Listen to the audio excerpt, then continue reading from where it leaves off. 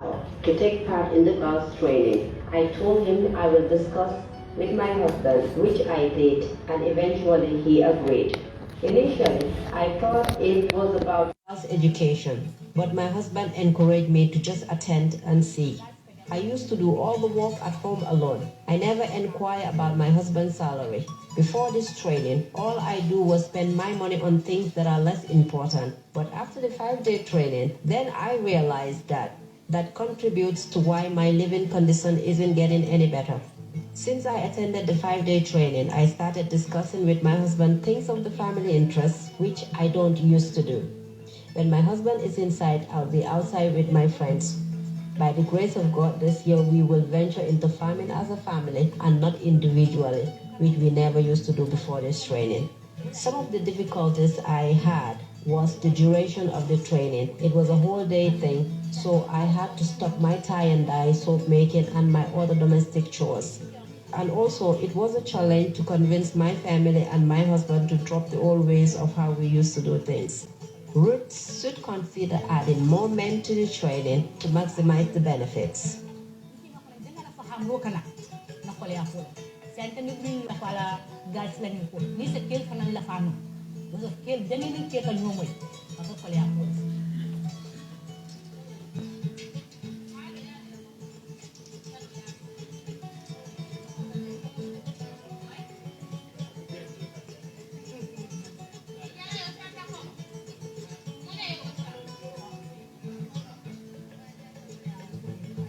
Man maa ngi tudd Abdoulaye Sakho fii mooy suma kër bi nga xamee ni. My name is Abdoulaye Sakho. When the girls' idea first came, I did not show any interest because I thought it was not important. They said they needed 25 people to start the training. Reluctantly, I attended, but I thank God I did because a lot has changed in me since then. I used to feel too big to do certain things because I believe it's for women to do. The training has taught me that a family is like a tree. Everyone has a role to play. Now, everything that I do, I discuss with my wives and children first. Because before, I feel too big to even go to the bush to fetch firewood. Because I believe that is something women should do. But now, I am the very person that will lead the kids into the bush and fetch firewood. And I also go to the local market and do shopping for my wives. The girls' training has really changed my mindset a lot.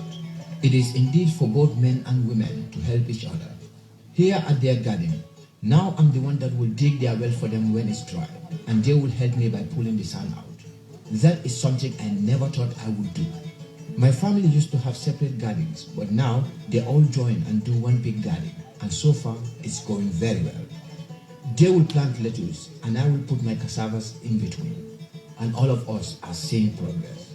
I want to encourage all to join girls, because girls is full of benefits, and I call on the men to join because it brings them positive changes, knowledge, and great benefits. Njëriñ la gaal si bëri ak gaal bi nekkul benn góor bu ko dégg war ngaa taraay nga ñëw dugg ndax wecceeku la xam-xam la njëriñ la.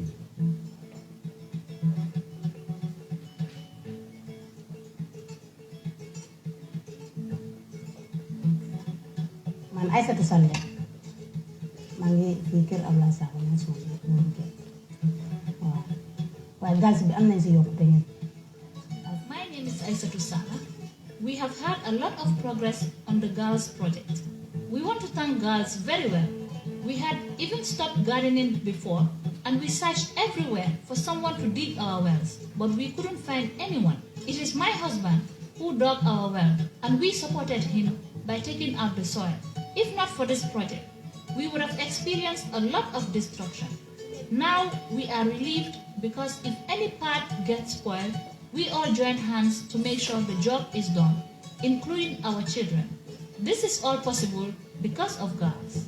We might have had our misunderstandings in the past, but now this has all been sorted out. Before, everyone works on their own in the garden, but now we work as a group and everything is going on very well. We are thankful to girls for improving the way we live with our families. buñ munti nekk daal ñëpp ñoo koy bokk daal suñu xel yi nekk na benn loolu gaal si moo ko waral ñu tekkoo ma xaw a jaar si nit Marakisa ok ñu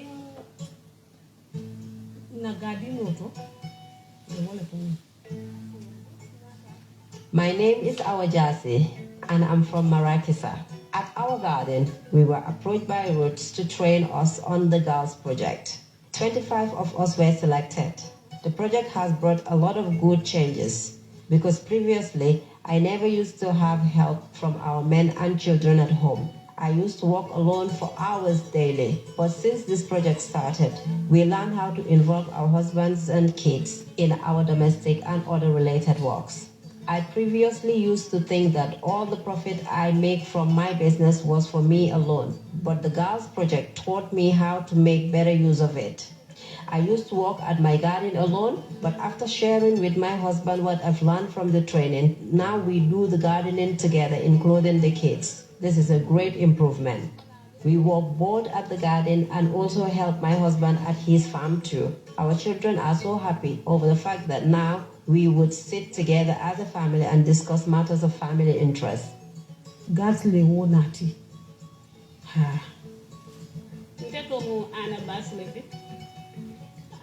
Mbota kombo brikama marakisa sadet. Nying Girls Projecto. My name is Anna Bass from Kombo Brikama, Marakisa. This Girls Project has benefited us a lot. I have learned things that benefits me, my family, and the entire community. When I had the Girls Project, I thought it was for young girls, but it turned out different. They taught us about business skills and how to manage our finances. They have also taught us to discuss at family level and involve our spouses and children. We share our profits into different portions in a way that it does not affect the business at all. This was guided by the Vision Journey Plan. For instance, we want to fence our house. We need to know how to get there and what exactly it is that we will need. We do all of this as a team, including my husband. If we decide to save $500 every month, we would have already calculated how much that will be. This savings will help us get where exactly we want to get. It has fostered a lot of success in our family because our communication became efficient. One challenge that we had was in our culture, men do not usually share how much money they make. But now that is in the past. One recommendation I want to share is the training was really time consuming. It is not easy to leave home from morning to 4 p.m. I suggest in the subsequent trainings, the time to be reduced to a more favorable time.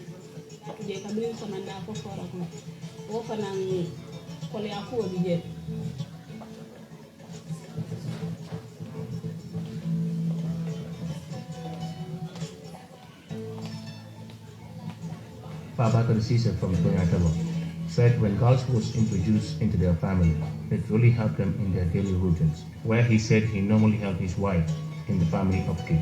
He also said the knowledge gained from the girls really helped them in trying to well divide their food, which can sustain them for 2 days. In short, they had developed a financial discipline measure.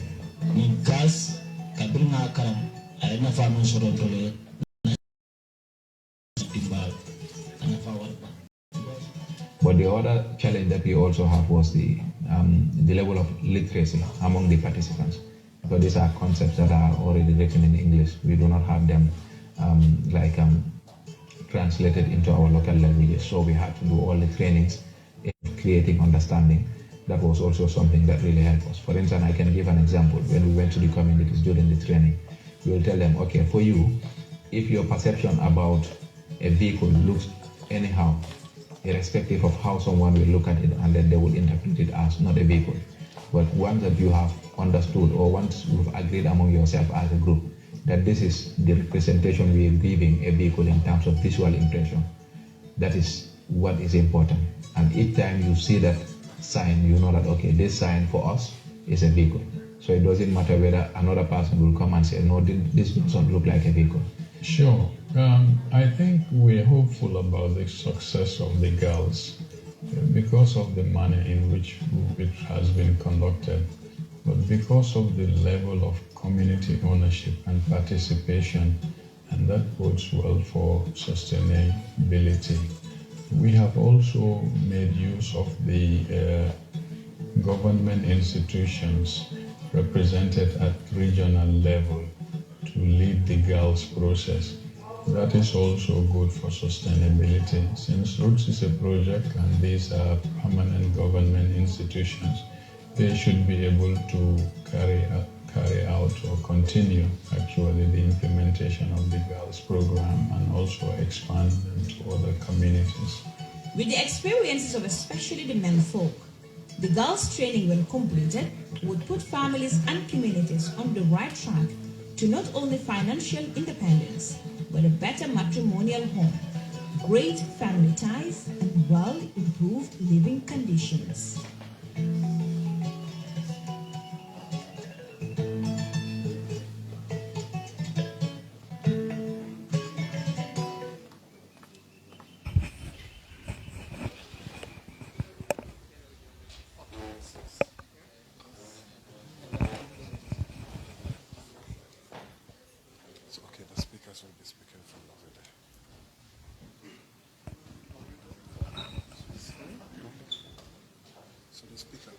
You'll be speaking. So this one is okay? No more the Facebook streaming. So I can just show audio.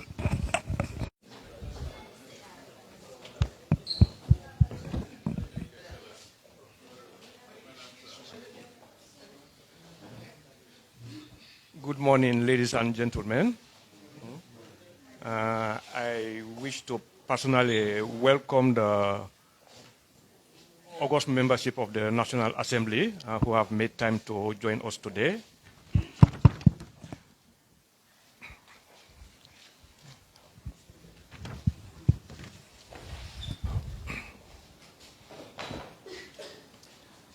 And before we start, I will just briefly run through the agenda that we have actually established, after which, in order not to preempt any statement, we will ask the high table to make a brief presentation of each and every one of them, and then we'll go around the hall, after which we will start the program right away.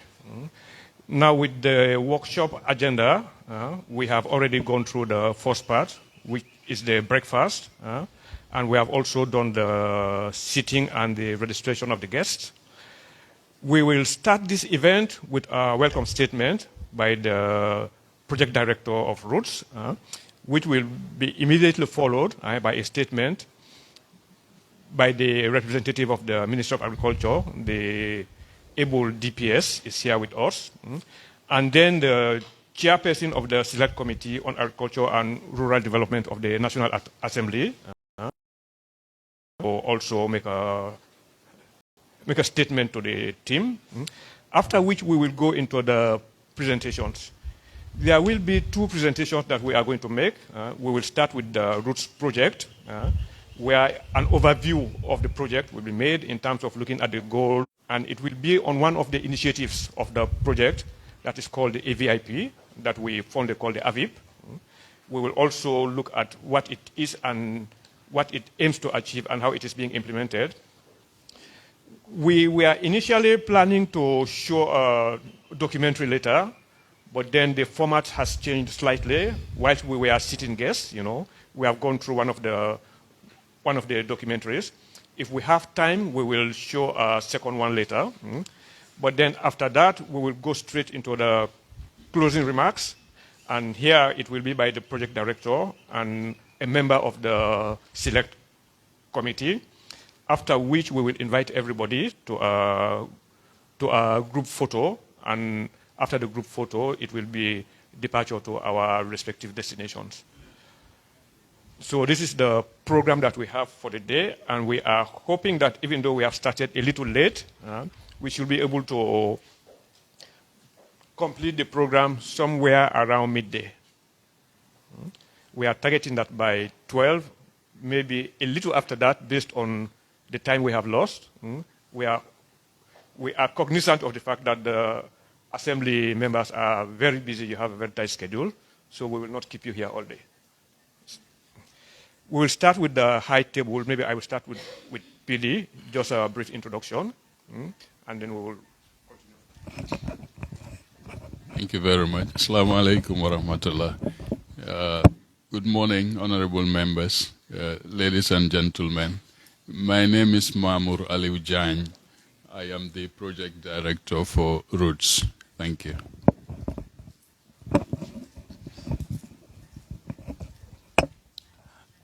Good morning to my colleagues and honorable members of the Select Committee on Agriculture and Rural Development. Good morning, the project coordinator of Roots and all other participants here present.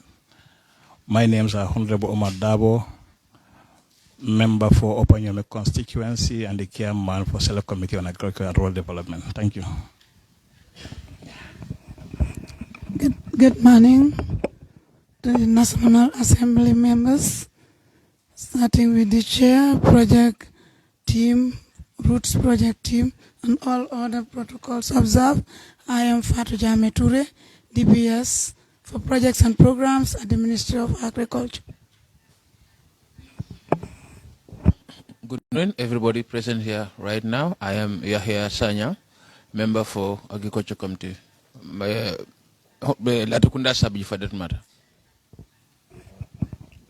Good morning, Honorable Seninja, member for Lower Salm constituency.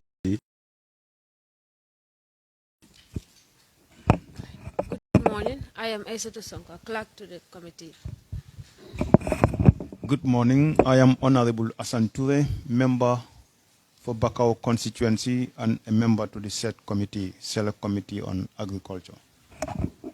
I am Olimatu Sadia Dinsar, Senior Business Development Officer, Gambia Chamber of Commerce and Industry. Thank you. Good morning, everyone. My name is Abdullah Nyang. I work with the GCCI. Good morning. My name is Manfred Bojang. I am the programs coordinator for United Purpose, one of the implementing partners to the Root projects. Good morning, honorable members and everyone present here. My name is Joseph Gomez and I am the project manager for the market price information system at United Purpose, implementing partner of the Roots project. Good morning. My name is Solomon David Jarganjai, member of the International Technical Assistant for Peace Roots project. Good morning. I am Lamin Bajo, Director of Agri-Communication.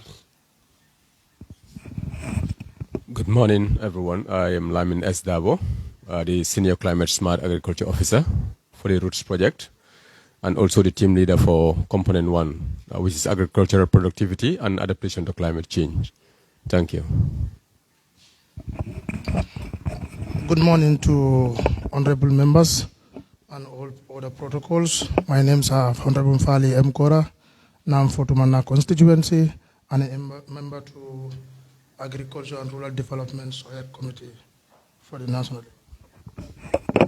Good morning to everyone. I am Modika Ba. I'm a research officer, National Assembly Service.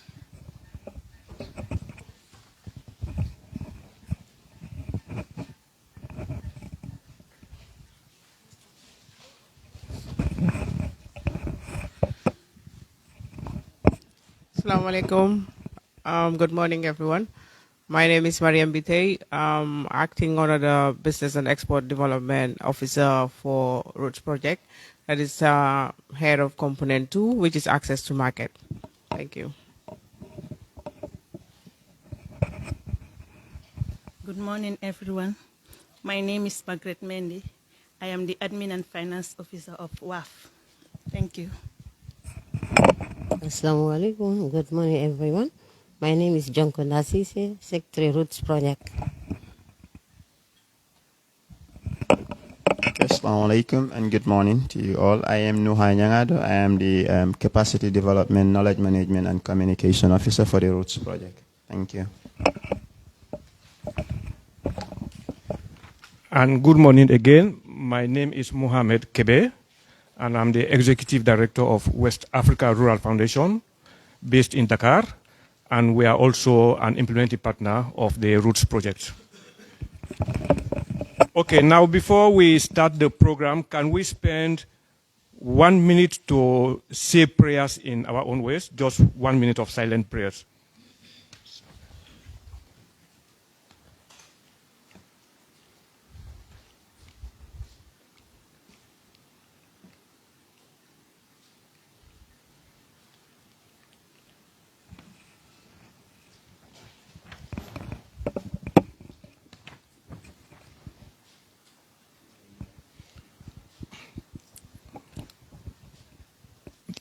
Thank you, everybody, and we welcome the honorable members again to this August session.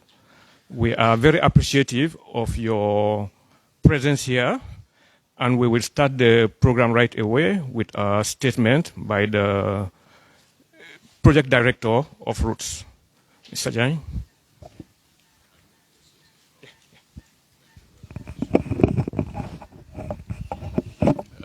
Good morning once again.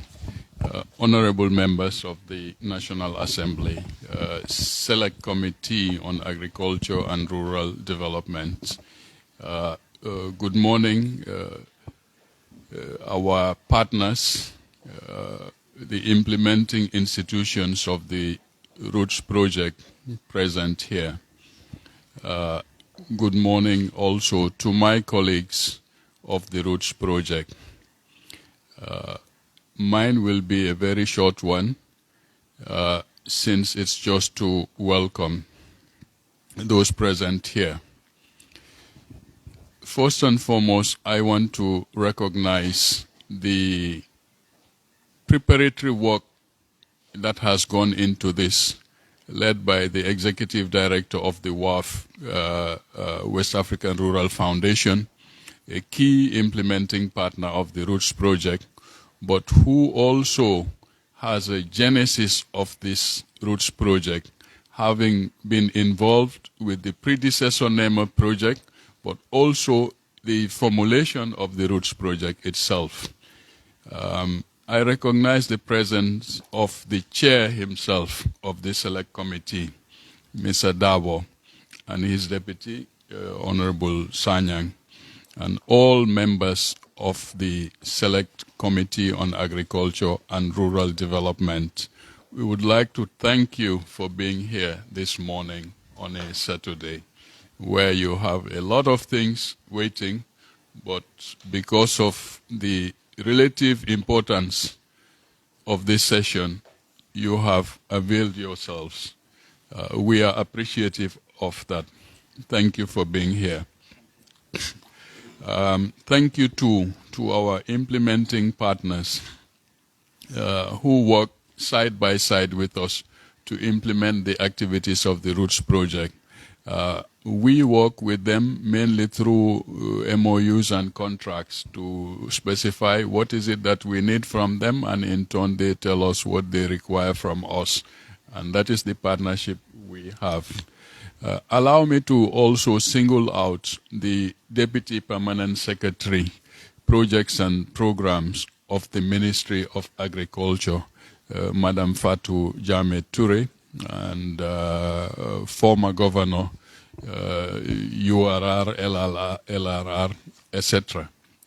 I want to thank her personally, not just for being here, but also to register the appreciation of the Roots Project for her support, for her active participation in the activities of the Roots Project, and almost I can say her perpetual presence. She is always present when we have key activities, whether here or in Mansakonko.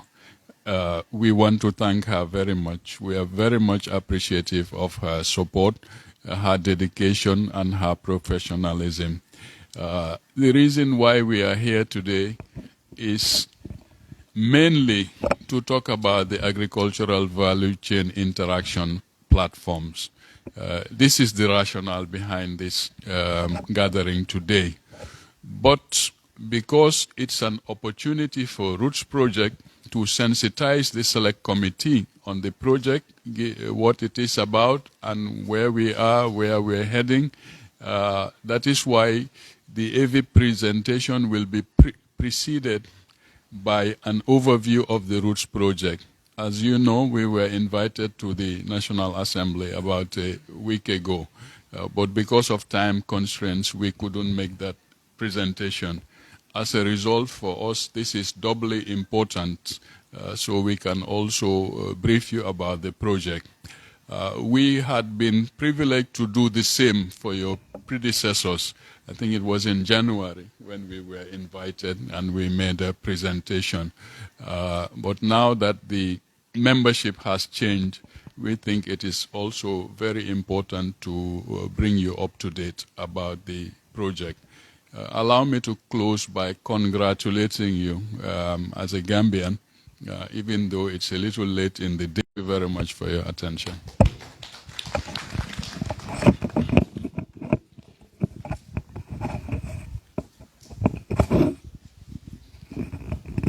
Thank you very much, Project Director. We will now invite the chairperson of the Select Committee, Honorable the Director of the West African Rural Foundation, that's Dr. Kebe and your team, representative of other development partners here present, or the implementing partners, Honorable National Assembly members here present, distinguished ladies and gentlemen, all other protocols duly and respectfully observed.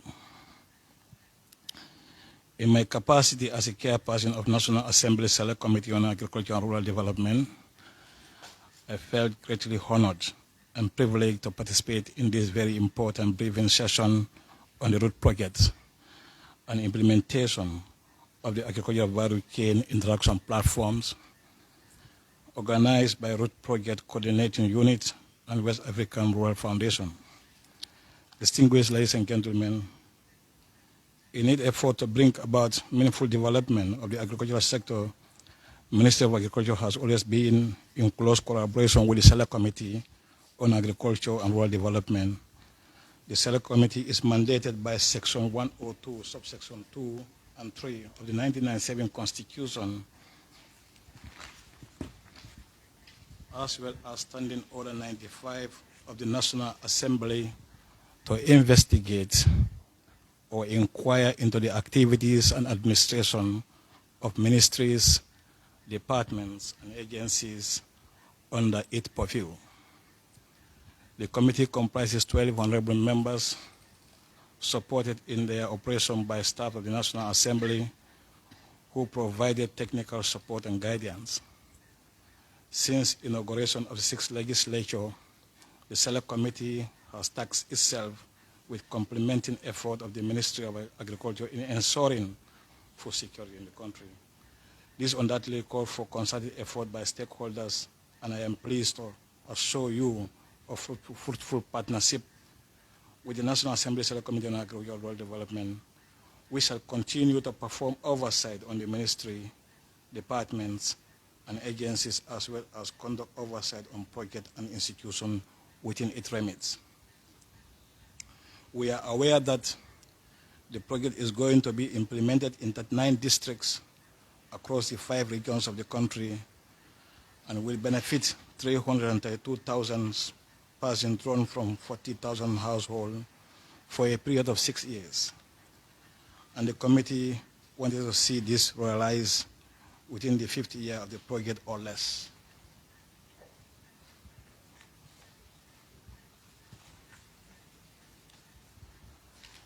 Giving periodic or annual reports on the state of agriculture and rural development to the National Assembly of the Gambia, on behalf of my fellow members of the National Assembly Select Committee on Agriculture and Rural Development, and indeed on my own behalf, I would like to seize this opportunity to express my sincere thanks and appreciation to the Ministry of Agriculture and its partners for inviting us to this historic briefing.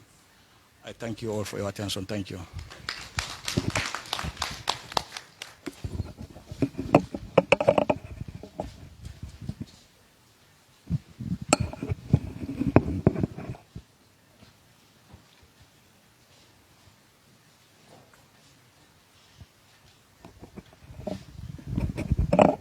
Thank you very much, Honorable. We will now invite the Deputy Permanent Secretary for Projects and Programs of the Ministry of Agriculture to give the opening statement for this program. Thank you very much, Honorable Chairperson of this auspicious gathering. Chairperson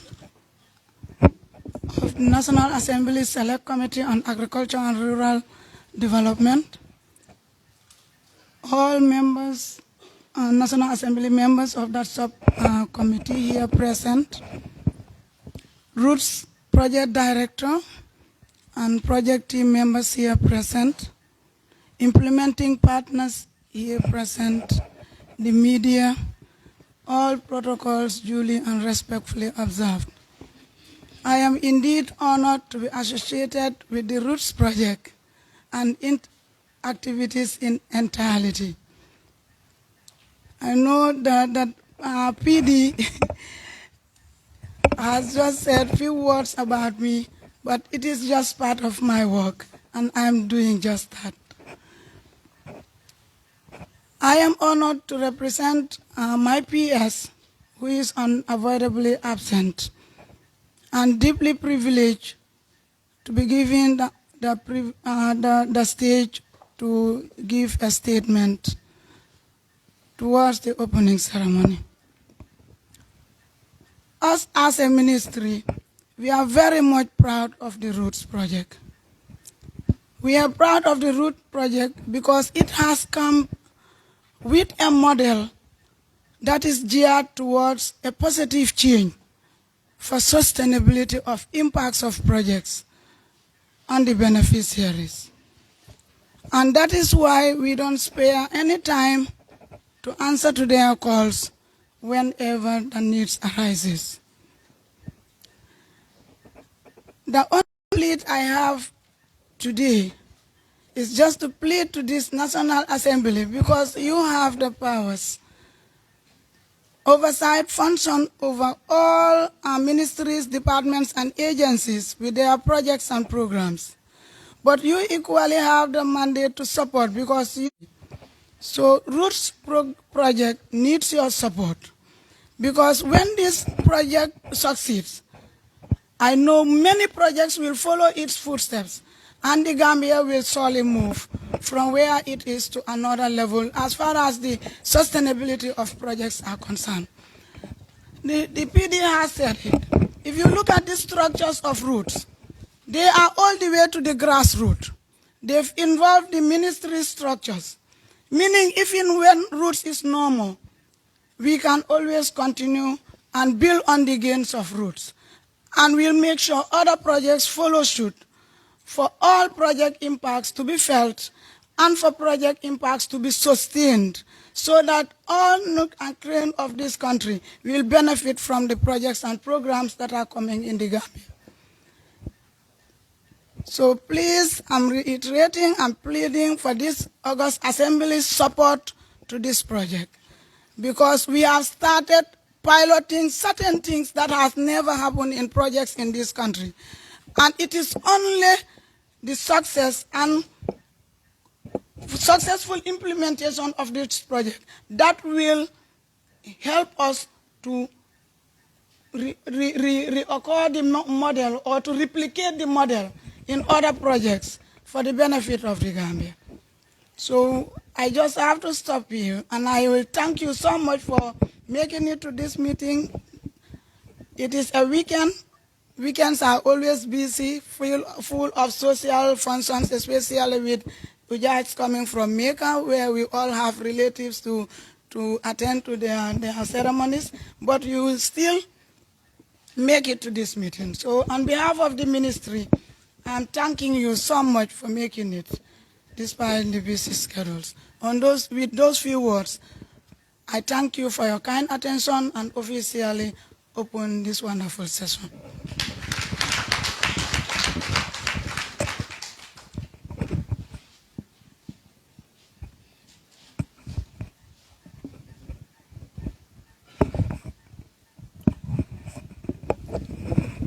Thank you very much, DPS. The High Table has set the stage for the start of this briefing. And when we listened very carefully to the three different statements, there were some keywords that you can pick from the statements. One, when I listened to the Honorable Dabo, the question around meaningful development is really important. It is at the core of Roots implementation. The project director talked about the issue of the assembly being our representative. It means that the project is working for your constituents. And we are held accountable for that. Are going to do everything we can within the framework of the project to continue to build on your goodwill and also build on the partnership that the Honorable Dabo indicated, that the committee is going to do everything possible to establish this kind of partnership. We thank you very much for those wise words. And now that we have gone through the opening, I think we will start right away with the presentations, given the time that we have. We will invite the director of Roots, the project director, Mr. Mamour Jain, to, like he indicated earlier, to give an overview of the project, after which we will come to the issues around the AVIPs. Thank you very much again.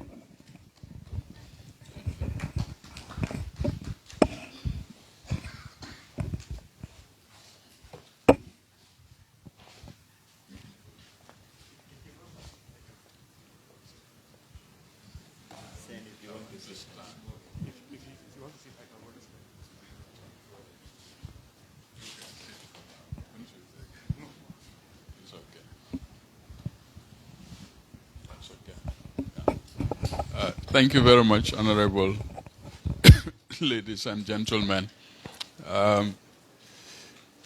I prepared a comprehensive presentation on the Roots project, but we will try to fast-track it as much as possible. I, however, need to be because it's a fairly long presentation.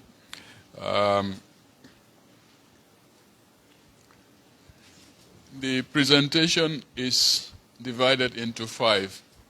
The background is about the Roots project, the genesis, but I will propose that after each section of the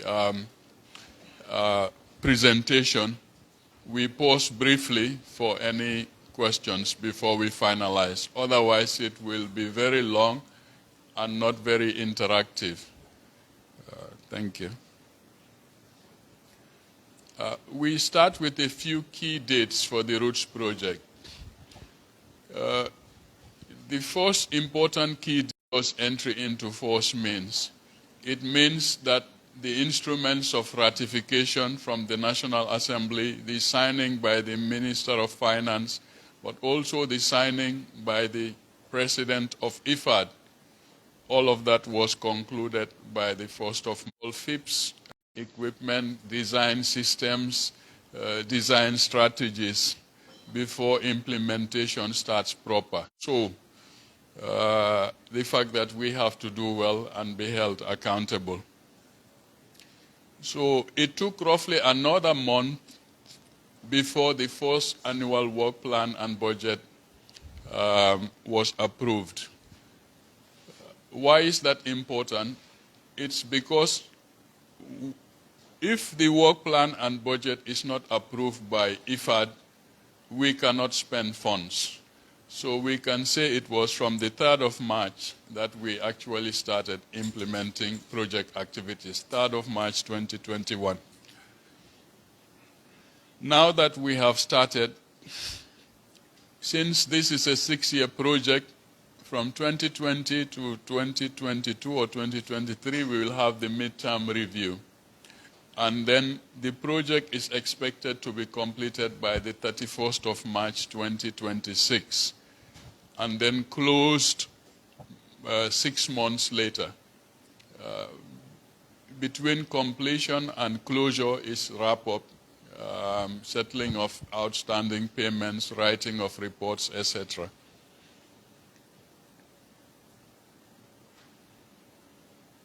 What's the development objective of the project? The development objective is by September 2026. This is what we are going to be held accountable for. Did we increase agricultural productivity and access to markets? For what purpose? To enhance food security, nutrition, and resilience. And our target beneficiaries are the family farms and the farmer organizations. The project itself is divided into 3 components. The first 2 technical ones are agricultural productivity and adaptation to climate change. And the second is access to markets.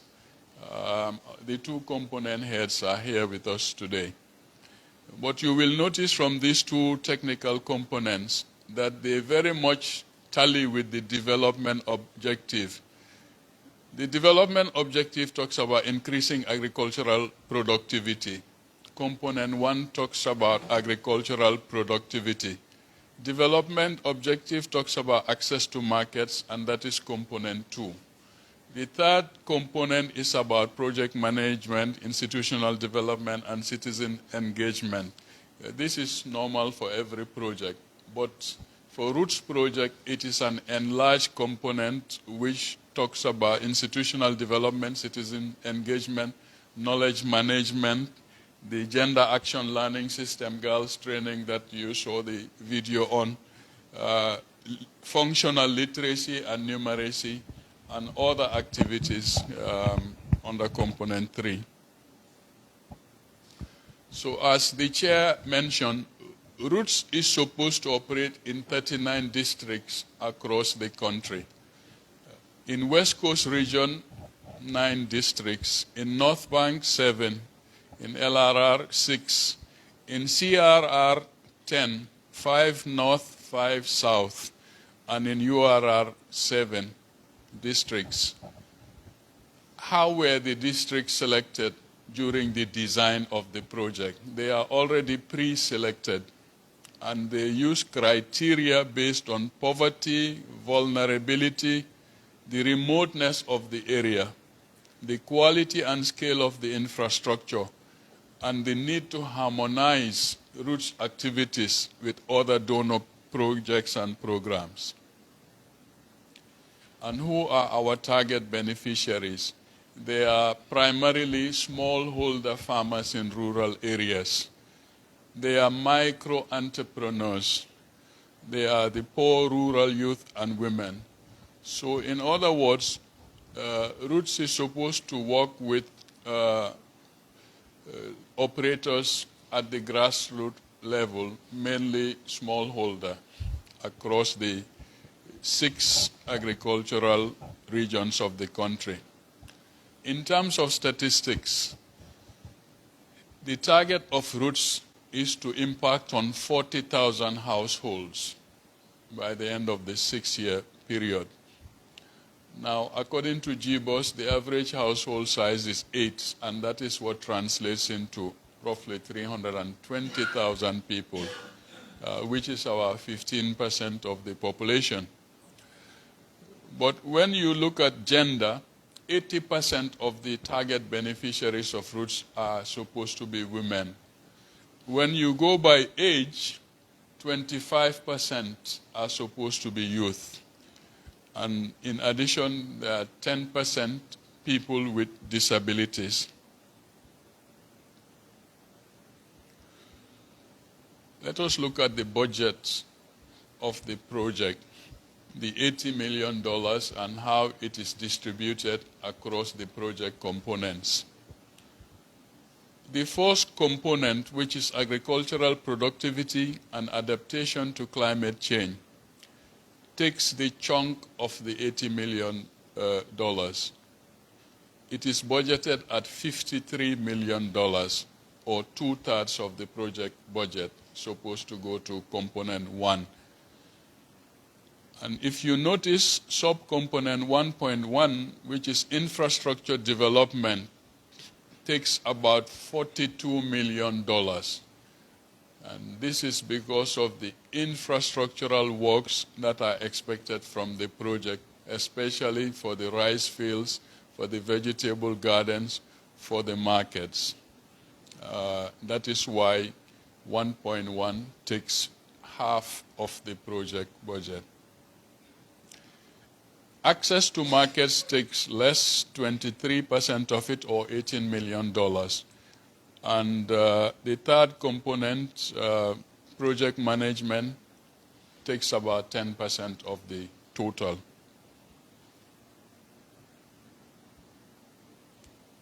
How is Roots funded?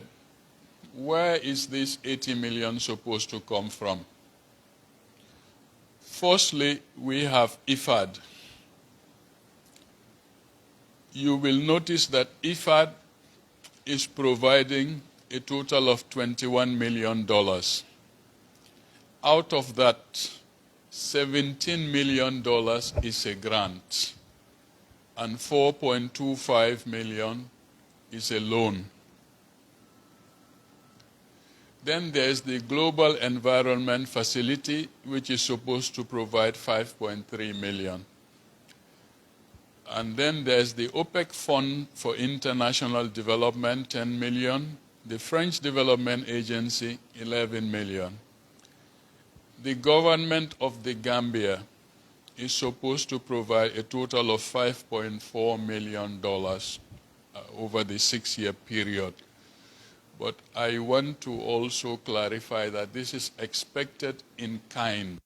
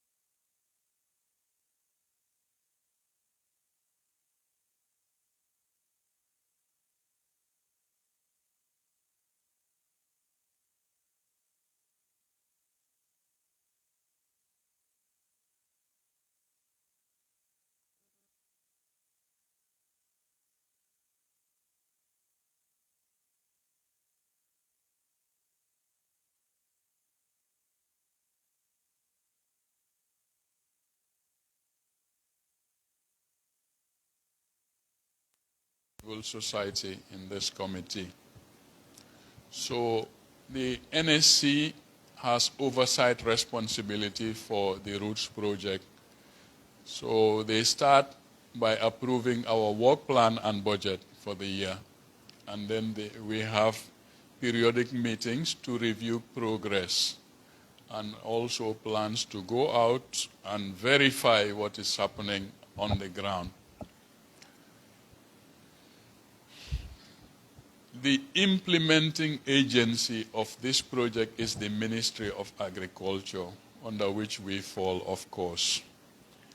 And the Central Projects Coordinating Unit is responsible for making sure that all projects on the Ministry of Agriculture are aligned towards the stated objectives of the sector.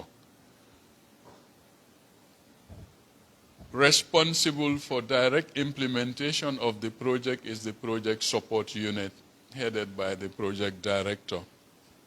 But we also have regional offices in all the 6 administrative regions, which we call our regional coordination units. At that regional level, we also have regional steering committees, like we have a national steering committee. So they look into the affairs of the project at the regional level. So they approve the regional level work plans and budgets. They undertake field visits to verify, and they have periodic meetings to review the status of implementation.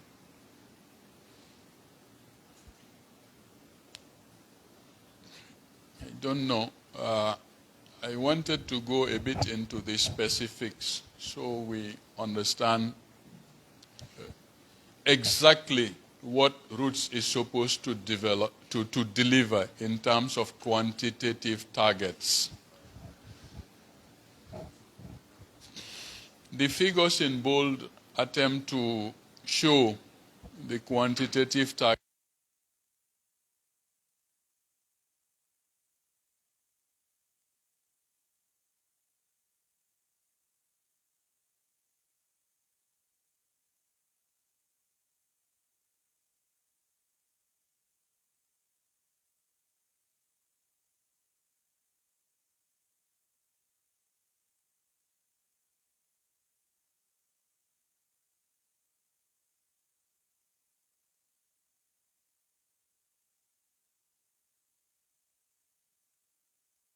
To the existing schemes, we are supposed to develop 2,500 hectares additional to the 1,600 hectares.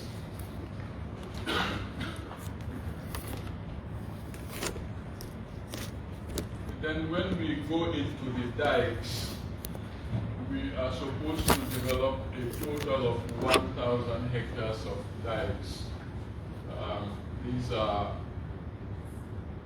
micro-catchment dikes and valley bottom water control dikes. I think we have to be agri-engineers to understand the difference, but I'm just giving the statistics.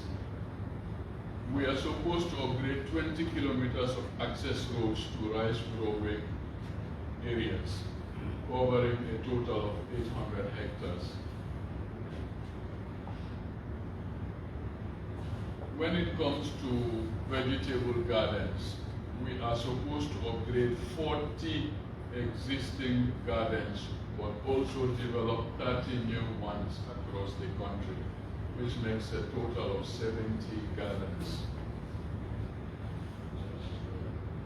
When it comes to our natural resources, we're supposed to rehabilitate 1,300 hectares of mangroves, also to establish 1,400 hectares of community forests. And then finally, this is not infrastructure, but it is related. These are the water user management units. We are supposed to establish them where they do not exist, but where they do, we strengthen them.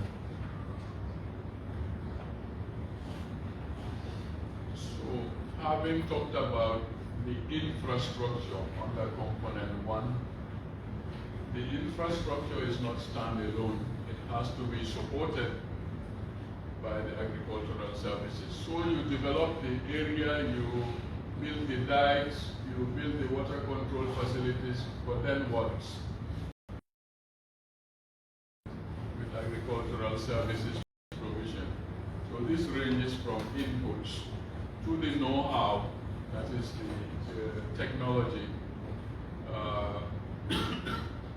but also supporting them with the market. So where the farmers themselves are taught and they go and in turn teach their colleagues at the local level, learning by doing. But apart from that, we are supposed to establish 240 youth-led businesses. But what kind of business? They will focus on the provision of services to the value chains. And how do we do that? We do that through a matching grant facility where the youth provide 10% and the project provides 90%. We also support the capacity development of the grassroots organizations. These are mainly the farmer cooperatives as well as the community couples at the garden level. Let me go on to component 2. Component 2 has 2 subcomponents. The first one builds value chains and market linkages. The first output there is the agricultural value chain interaction platforms. The next presentation will focus solely on this, so I don't have to delve into it. In fact, Dr. Kevin knows this about 17 times more than myself. But we are also working on a very important output in my estimation, which is the market information system. And we are working with United Purpose on that one. And we are hoping that by September, this MIS will be finalized. We are also building the capacity of some of our implementing partners, such as NACOFAC and the Chamber of Commerce. Also the associations, the Food Processors Association, the rice growers, the vegetable growers, etc. In addition, as part of marketing, here also we will involve ourselves in infrastructural development. So we'll develop, we will construct or rehabilitate 4 markets yet to be selected across the country.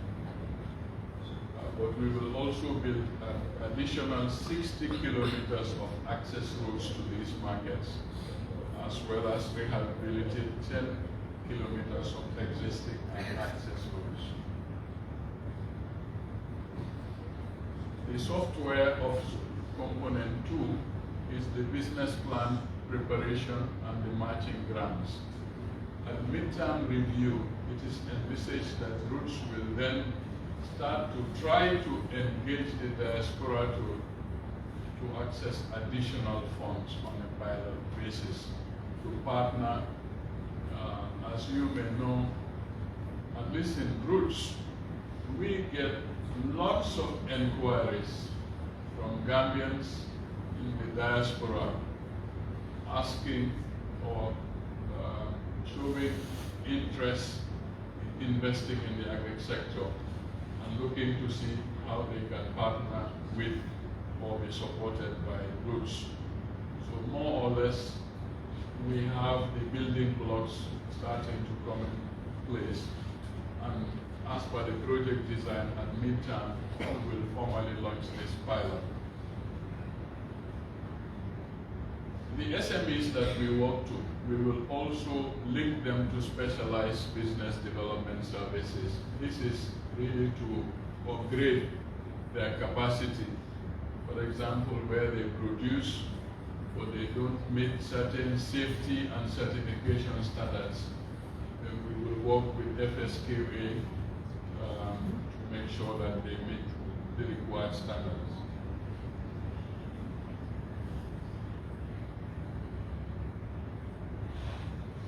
Component 3 is, as I mentioned, the usual planning, coordination, monitoring, and evaluation, but also knowledge management, communication, and learning. So the documentary you saw in the beginning is part of our knowledge management. Stakeholder awareness and participation. Here we have two main activities. Every year we come together with our stakeholders and we review implementation performance. But also we go on national media to talk about the project and field questions. Policy dialogue. We have policy dialogue fora that we organize where we talk about policy-related issues that affect the Roots project, such as women's land ownership in rural areas and what that means for the implementation of project activities. We talk about youth and agriculture. We talk about the land development where dikes are not constructed properly and the impact of that and what can be done to avoid things like that. But then we embark on South-South and triangular cooperation where we learn from our neighbors, but also they learn from us.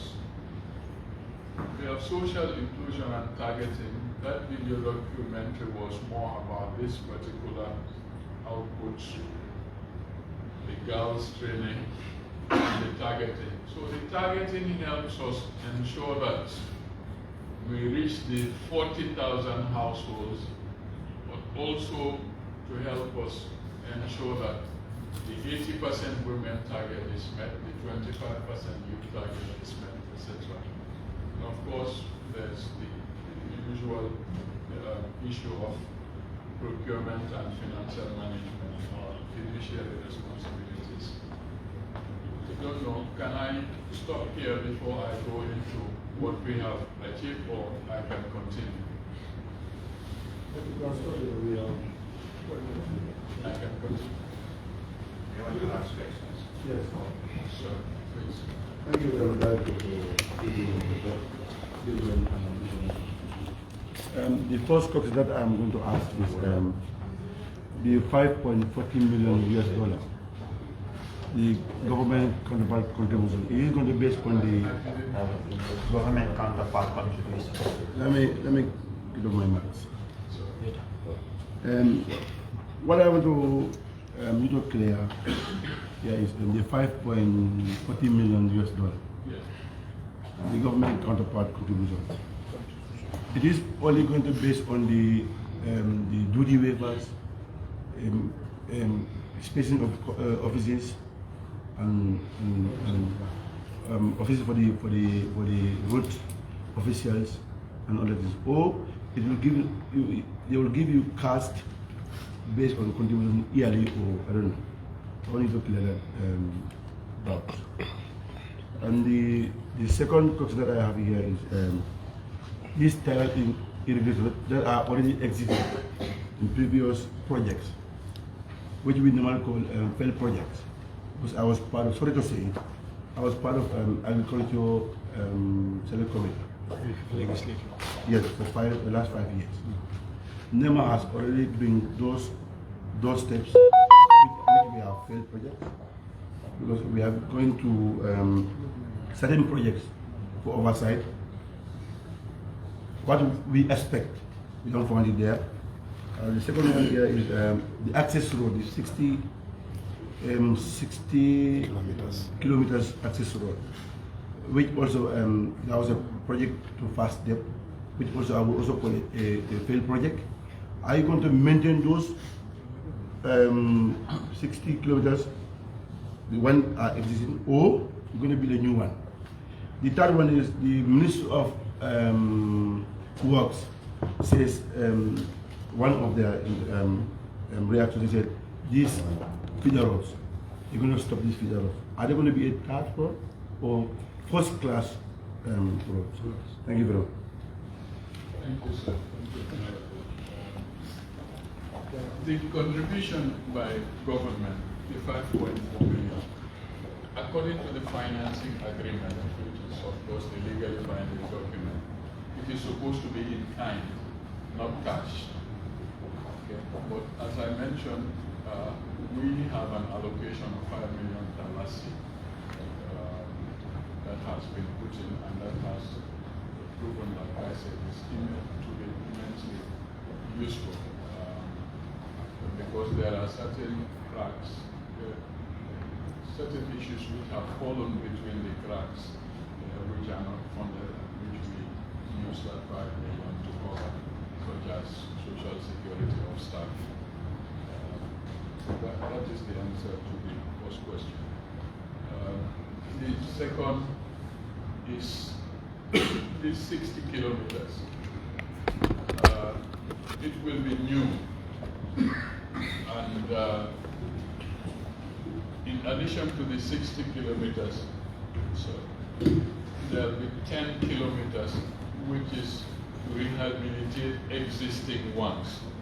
So you will see that the overall objective is to expand the number of access roads that we have.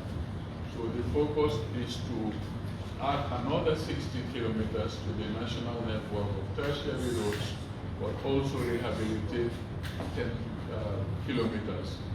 They are not going to be first-class roads.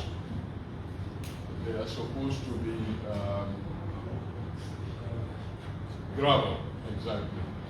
And of course, you have to look at cost effectiveness, and you have to look at the national distribution of resources.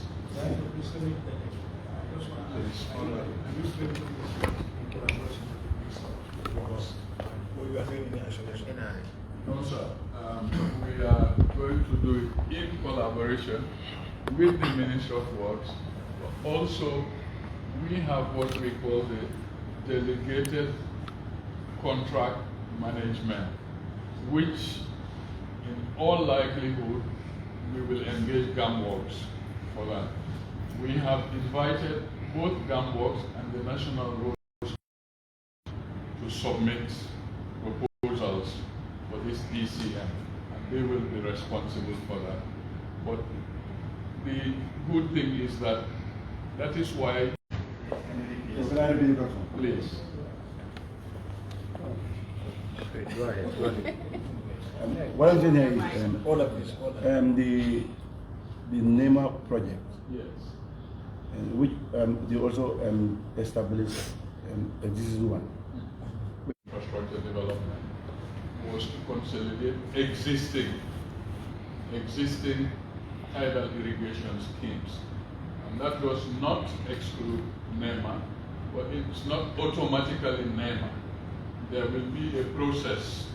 So the first step in the process is demand driven. So we float information across the country. Our regional teams, they go to the rice communities and they say, what is your problem? How do you think roots can support you? And they say, for example, we have a scheme here that was started by one project but is not working very well. Or this project did A, but B and C remain. Or no project has ever come here and we have this problem. So that's the first stage. And at that regional level, the regional agricultural director and the rest of the regional team, including our regional coordinators, they will sit and do an assessment based on criteria that we have. We have our engineers here, and it will come to them, those recommendations will come to them, and then they will carry out these feasibility studies, they call it, and a detailed design. So, and then we cost quantify, and then we look at cost effectiveness. Is it cost effective to put $10 million on a 40-hectare piece of land, example? Or are you better off utilizing $10 million where some look at what projects have done before us, but we will not necessarily be tied to that. We will look at it based on merits in those gardens. But when it comes to the other tidal irrigation, we not specifically hold to complete the main interventions. Yes,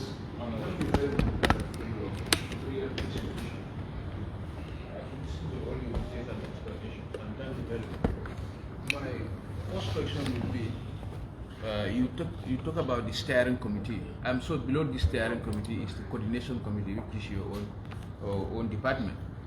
You did not mention Ministry of Works, and as we always said, when projects have these road components, it's always good to involve NRA Ministry of Works, because if you look at NAWEC, most of these projects fail because the road component of it, they never involve NRA and Ministry of Works. And I think when I was at the OIC, this was something that we improved on.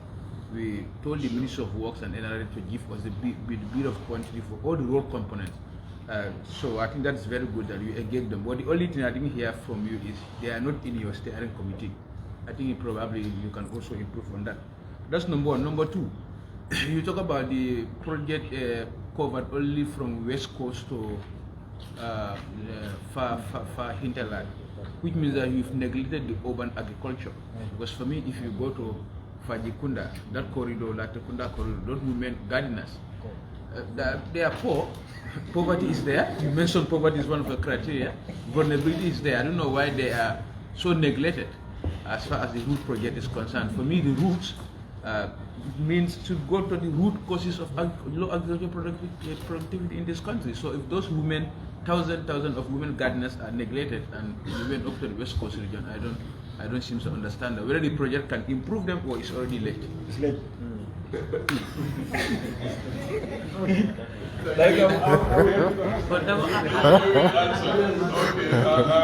will then defer to the chair himself on that one. So I gave an answer already. It's late. Yeah. I mean, projects are designed and are meant to be complementary. So personally, I have never seen one project that tries to address all the problems in the country or address all the areas. And I think Roots kind of needs to be seen in that context. There are urban agriculture interventions, for example, supported by the FAO. That is why it's supposed to be complementary. But let me also assure you that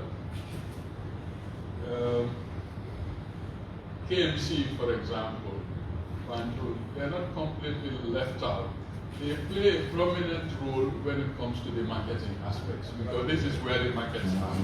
So what we try to do is link the producers to the markets and the intermediaries. I'm sure when Dr. Quebec talks about these areas, you will see that maybe not in terms of production, but definitely in terms of purchasing, marketing, and value addition, you will see a prominent role for greater value, if you like.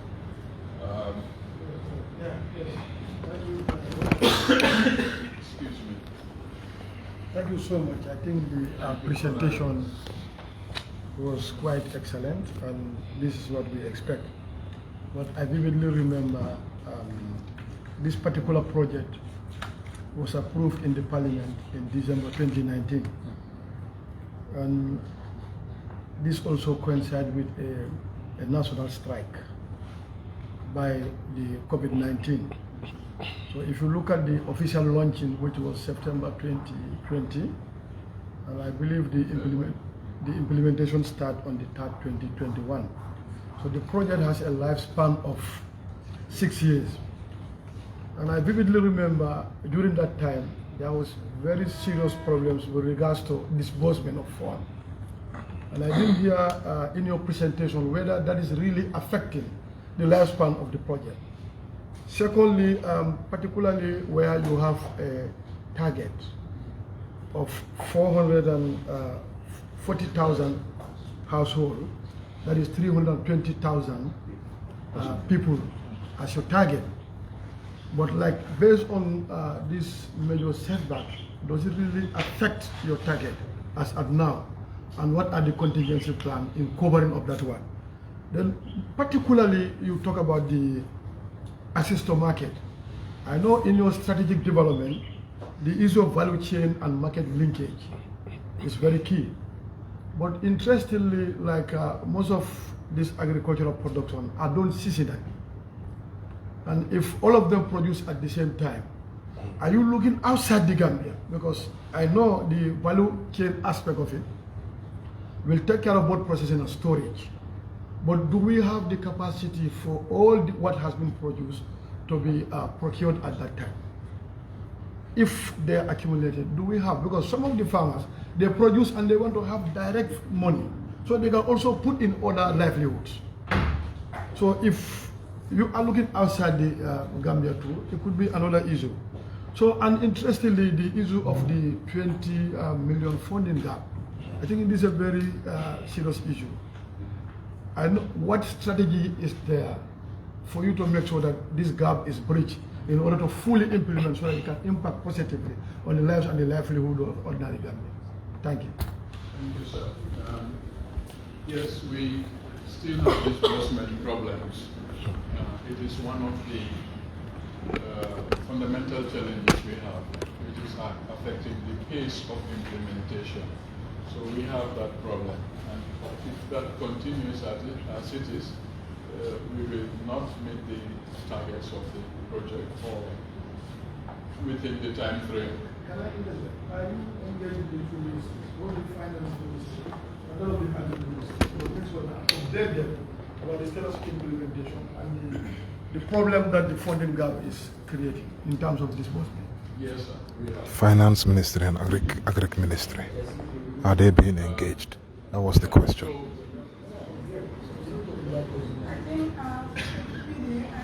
Please, the details. That is why I solicited their support. I didn't go into detail in what areas we want them to support us. But thank God he has mentioned the disbursement issue.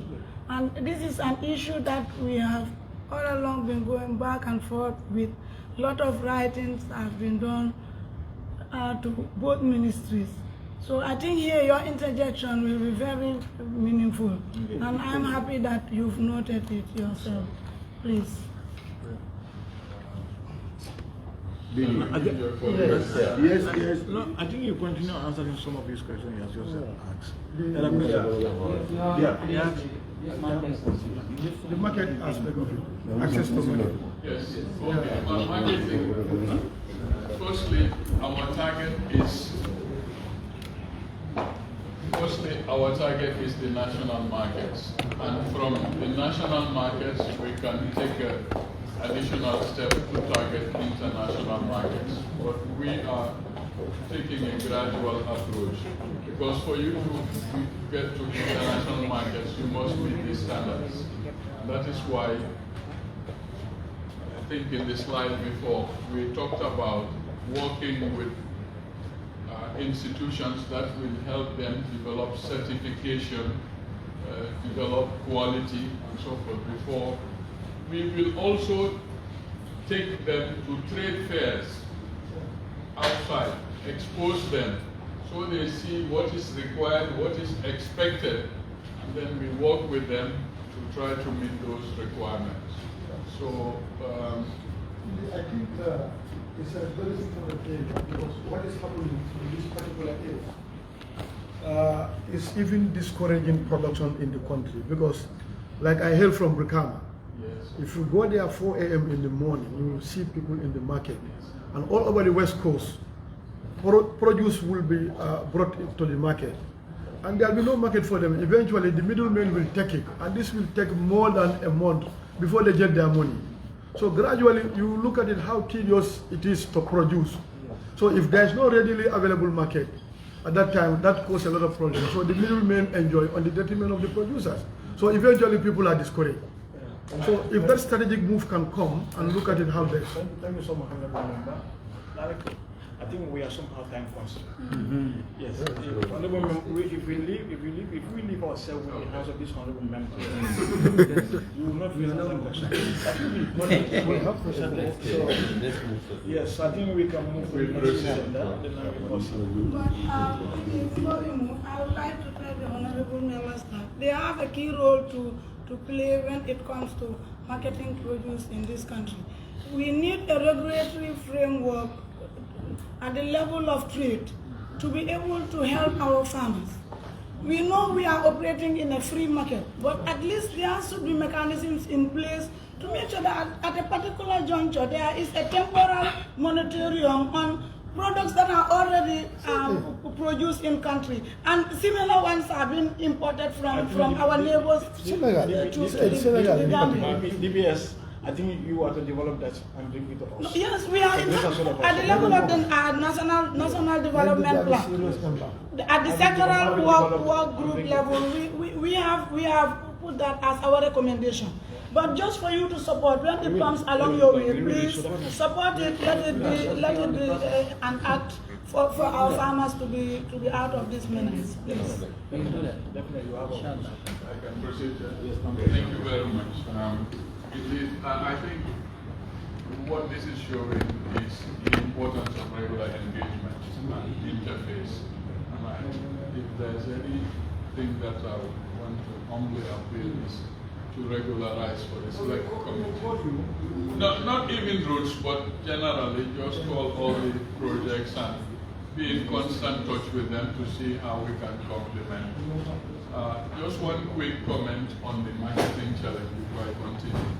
These 6 gardens that we are completing for NEMA, what we are starting with is finding markets for them even before we start the production. So we have already been engaging potential buyers of their produce, and that is helping to inform what they will produce. We are not taking the approach where they produce, then we look for a market. We look for a market, and the market helps to determine what they produce to just avoid that glut issue, that challenge. Let me rush through the rest of the presentation. And I would like to talk about what we have done since the project was launched in February 2021. In the beginning, I mentioned the first disbursement of December 2020, which was to help start up the project. These are the activities that were undertaken, the M&E system, the procurement system, staff recruitment, environmental assessment, provision of goods and services. The amount that was disbursed was 700,000, but we managed to utilize only 237,000, even though we implemented all the activities. But we were able to make savings. We only used 1/3 of the money. And the 2/3 has now been added to. It is part of the 80 million, but this is what was identified and was estimated at 700. But in our implementation, we used 237,000 instead. Now, by component, what have we done? The framework which we use with our implementing partners is signing MOUs, and we have done that with all of them. So this is more or less a chronological order of implementation, what we start with. So we sign MOUs and framework agreements. For component 1, our main implementing partner is the Department of Agriculture. So we have a framework agreement that covers all the activities, all the units. And then we have individual MOUs with the departments concerned when it comes to individual activities. So the 17 NEMA gardens, the first thing we did was take stock of their situation. Before you go and complete, you have to know how are they since NEMA left. And unfortunately, this assessment has shown that a lot more work needs to be done than was estimated in the project document, which is leading to cost overruns. We did the same thing for the participatory community consultation. This is what pertains to the irrigation, tidal irrigation, etc. for the rice. So we went to the communities to say, what is it you need? and so forth. How are things set up? So it was an inventorization exercise, if you like. Then we invited the microfinance institutions. The microfinance institutions are supposed to help our beneficiaries provide the counterpart funding. So we have already started engaging them, and we are sensitizing them. In fact, we held another session, I think a week ago, led by the Gambia Chamber of Commerce. At the environmental level, we have an environmental and social management framework. Whatever we do has to be environmentally friendly. So this framework helps us fit our individual activities within the framework. Yeah. So an important activity I want to mention is the gauging stations inventory and gap studies. This is with the Department of Water Resources. Water Resources, as you know, is responsible for management of our national water resources. And this helps them to monitor and manage our water resources at that national level. So they have gauging stations across the country, but many of them are not functional. So the inventory was supposed to look at which ones are there, where are the gaps, and whether even the gauging stations speak to each other. Are they compatible with each other? But this is what the study is about, and it has now been completed. So the next step is to procure the equipment for water resources, install, and fit it into the water resources management information system. We have provided vehicles for 4 of the regional agricultural directorates. They work with us, of course, out there to implement project activities. But several of the regional directorates are handicapped with vehicles. So far, we've... Say that again? The directorates that receive the vehicle. Okay. So as you know, we have 6 directorates. And we left it with the Director General of Agriculture to determine where the priorities are. And the outcome was West Coast Region, URR, CRR South, and North Bank. Yeah. So we're supposed to buy 2 more when resources permit, and the other 2 will then get, inshallah. Component 2, what have we done? Similarly, we have, excuse me, we have the MOUs. With NACOFAC, we have a strategic plan. We help them to complete the strategic plan they started. And based on that strategic plan is how we will support them, to capacitize them. We have carried out institutional strengthening activities of the Association of Food Processors, include specialized training in packaging or specialized packaging. Again, we have engaged the banks and the non-bank finance institutions, as well as the equipment service providers. The Avips, again, the trade fair, we supported about 20 entrepreneurs, including physically disabled, across the country in the trade fair organized by GCCI in March. So again, it was a learning experience to expose them to competition, to see how their peers are doing and how they are performing, and how, if they want to increase their sales, what they need to do.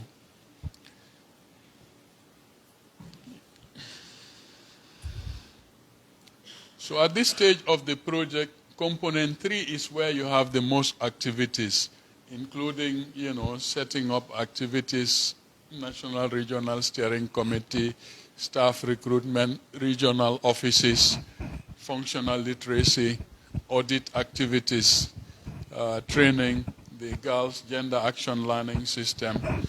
We also have a website, rootsproject.gm. On M&E, of course, we have to have our work plans and budgets, without which we will not get any funding. So we have prepared 4 or 5 work plans since we started. And every quarter, we have a progress report. We prepare a quarterly progress report. This month, next week, we will finalize the report for the second quarter, making it our 6th quarterly project report. We also have an annual report, which we circulated, including to the select committee. We have a database, and this database is supposed to show you in real time where is it Roots is operating and what are we doing there, who is benefiting, what kind of intervention. We have that database. We have manuals and strategies. All the strategies are completed. How do we improve our targeting to make sure that we reach our intended beneficiaries? We have a communication strategy. We have a knowledge management strategy, monitoring and evaluation system. Importantly, as part of our sensitization, we have MOUs with all the local community radios across the country. I think about 8 of them. So every month, our regional coordinators have a program there where they talk about Roots and what we are doing, and they field questions from the local community. Yeah, we have vehicles and so on. I mentioned the annual stakeholder forum, where every year we bring in all categories of stakeholders, implementing partners, direct beneficiaries, and we talk about the project and how it can be better implemented. The policy dialogue forums I have mentioned. I also want to say that the National Audit Office has audited the project for 2021, and we're also proud to say that they said everything is fine. There is no ineligible expenses or anything. In addition to those under the components, I mentioned Jeff as one of our donors. Their intervention is called INLAMAG, and that is Integrated Land Management for the Gambia. We have encountered delays in finalizing that, but we are also happy to say that we have finalized, and we are now expecting that Jeff funding will soon be accessed. Rural Poor Stimulus Facility 1 and 2. I will elaborate on that. There are 2 or 3 slides on that. The question was asked as to whether we are making efforts to fill the funding gap to mobilize resources. We have been working primarily with IFAD, Minister of Finance, and also Minister of Agriculture. We have engaged GAF-SP, the French Development Agency, OFID, and the Islamic Development Bank. I forgot to also mention there's the Green Climate Fund, who were not originally envisaged to be part of the donors, but who are now coming on board. We have many IFAD missions. I think last year, on average, every 2 months, IFAD was here to look at the project and see how it can be improved. Even this year, so far, we have had 2 missions, or is it even 3? We have had visits by IFAD dignitaries, also the Associate Vice President, Regional Director for West Africa. So IFAD definitely keeps us very busy, and when they come for an average of 2 weeks, and sometimes that's a challenge on our time and our concentration on the implementation of the project. The Rural Poor Stimulus Facility has also been evaluated. There's been a rapid evaluation. There's also the evaluation of the NEMA project, which is the post-evaluation which we facilitated and took part in. So what are the activities we have currently in progress? The cold storage facilities are being constructed. They are in Soma and they're in Kawur, but also in Basse. These are the first three being constructed. And construction is expected to finish in October, inshallah. The 6 Nema gardens also to finish in October, but you can say completion, it has been completed except for the overhead storage tanks, which are being ordered. Sorry.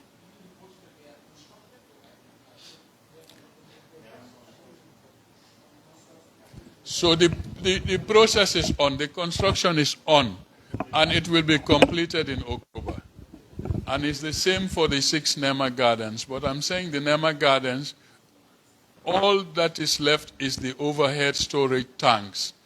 But the water reticulation systems are in place, the boreholes have been dug, the solar power, etc. In fact, we are putting them into operation whilst, sorry.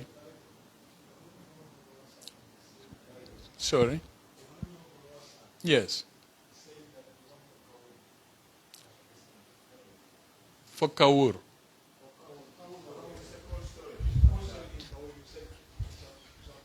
Yes.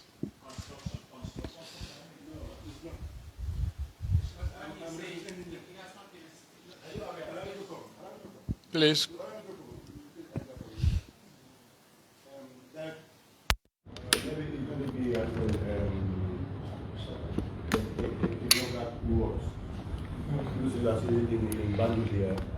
They will give you wrong information. Recently, what I'm saying here, recently, they only dig the foundations. Recently. In fact, the sand is not there. I even give them 10 bags of cement to start. I'm on record. 10 bags? Yes, for start. You understand? You know, let's not. It's a problem. Like, it's a problem. And if you don't mind, it will going to be a failed project. So just say, you have to stood up on your feet, let it happen. But if you listen to these technocrat words, it will not happen. I remember you are there, it will never fail. No. We are not engaged. I went to the side. I was not engaged. I went to the side. Now you bring it to the next of the I went to this side, you understand, because it's very close to my house, you understand. I went there and asked them. In fact, what was even was discussed there. In fact, there was differences there. The alcaldes giving them the land without the notice of the founder of that land. You understand, the landowner. It was a big argument. So and still they are standing behind it. They will not construct it. You understand? So they are misleading you.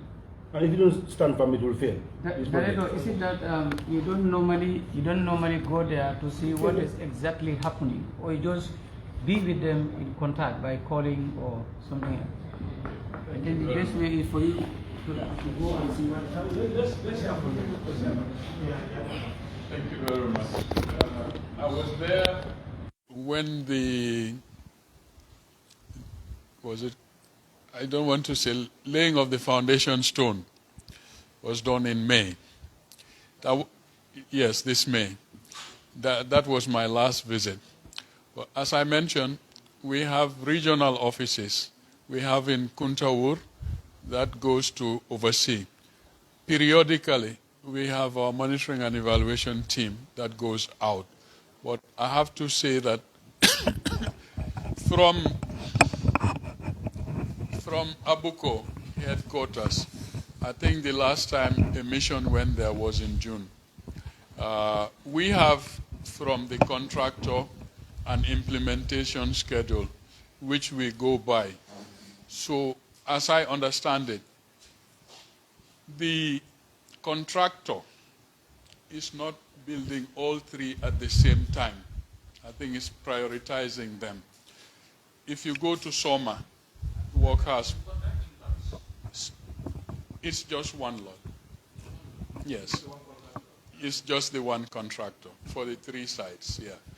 So in Soma, yes. In Basse, we had a land issue, but that has been resolved and they are moving. In Kawur, I have taken good note of the honorable member's intervention, and next week we will verify, inshallah. I said the one in Soma is making progress. Yes. Yes. Have you been there, honorable? Sorry. Yes.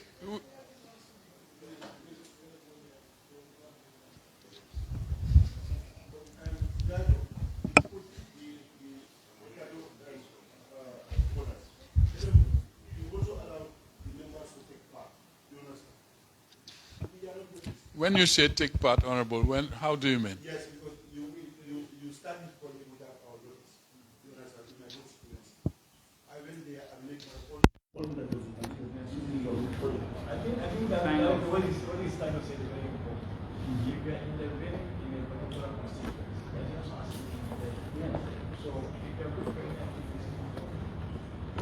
different form that honorable member, that is the oversight function. So many times they will prevail, act about the stage and their constant. And they sit. You can play something by the It's not well noted. Thank you. Don't bother me about that one. This is my project.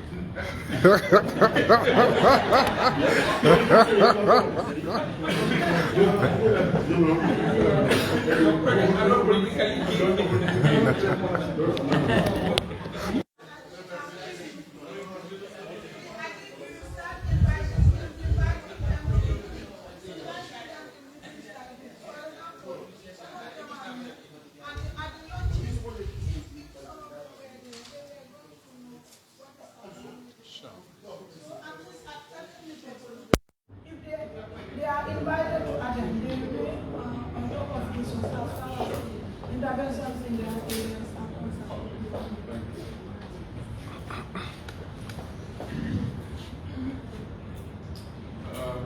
So I was going through the activities we have ongoing. The youth matching grants, where we have invited applications for support from the youth matching grants. We are currently in the process of evaluation.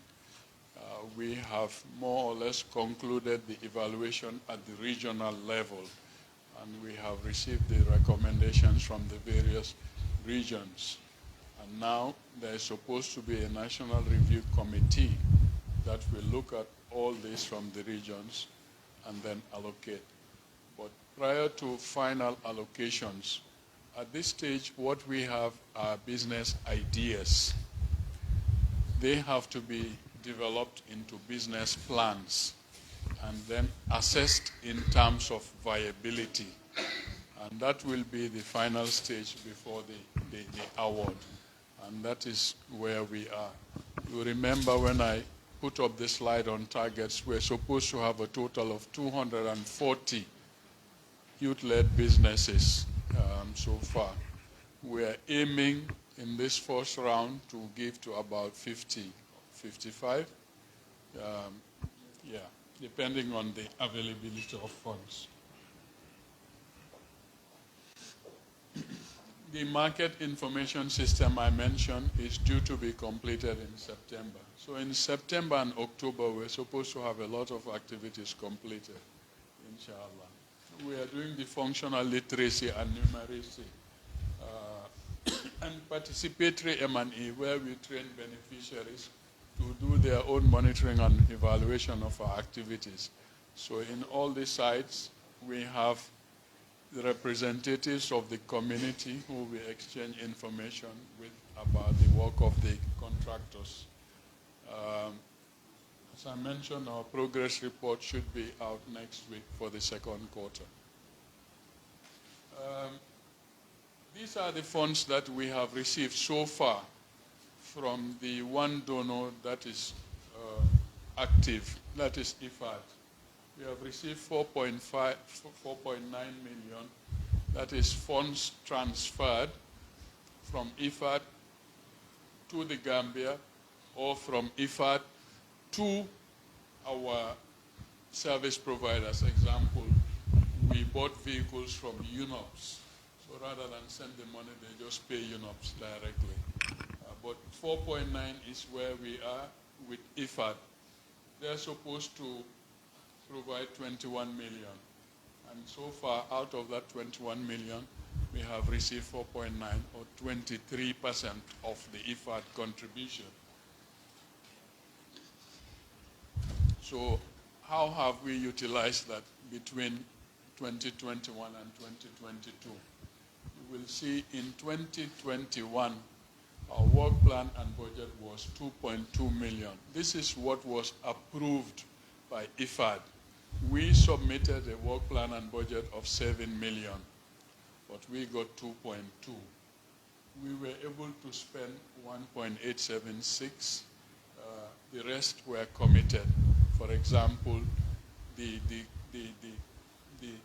Nema Gardens, where the contracts were signed in December, but we couldn't absorb all the funds in December. So that explains the gap between actual expenditure and approval. It doesn't show the commitments, but all the funds were committed. This year, we have a budget of 3 million. And as of the beginning of this week, we have actually spent 1.8 million, but our commitments are 1.5, which means that our commitments and our expenses are more than the budgets right now. So what have we done?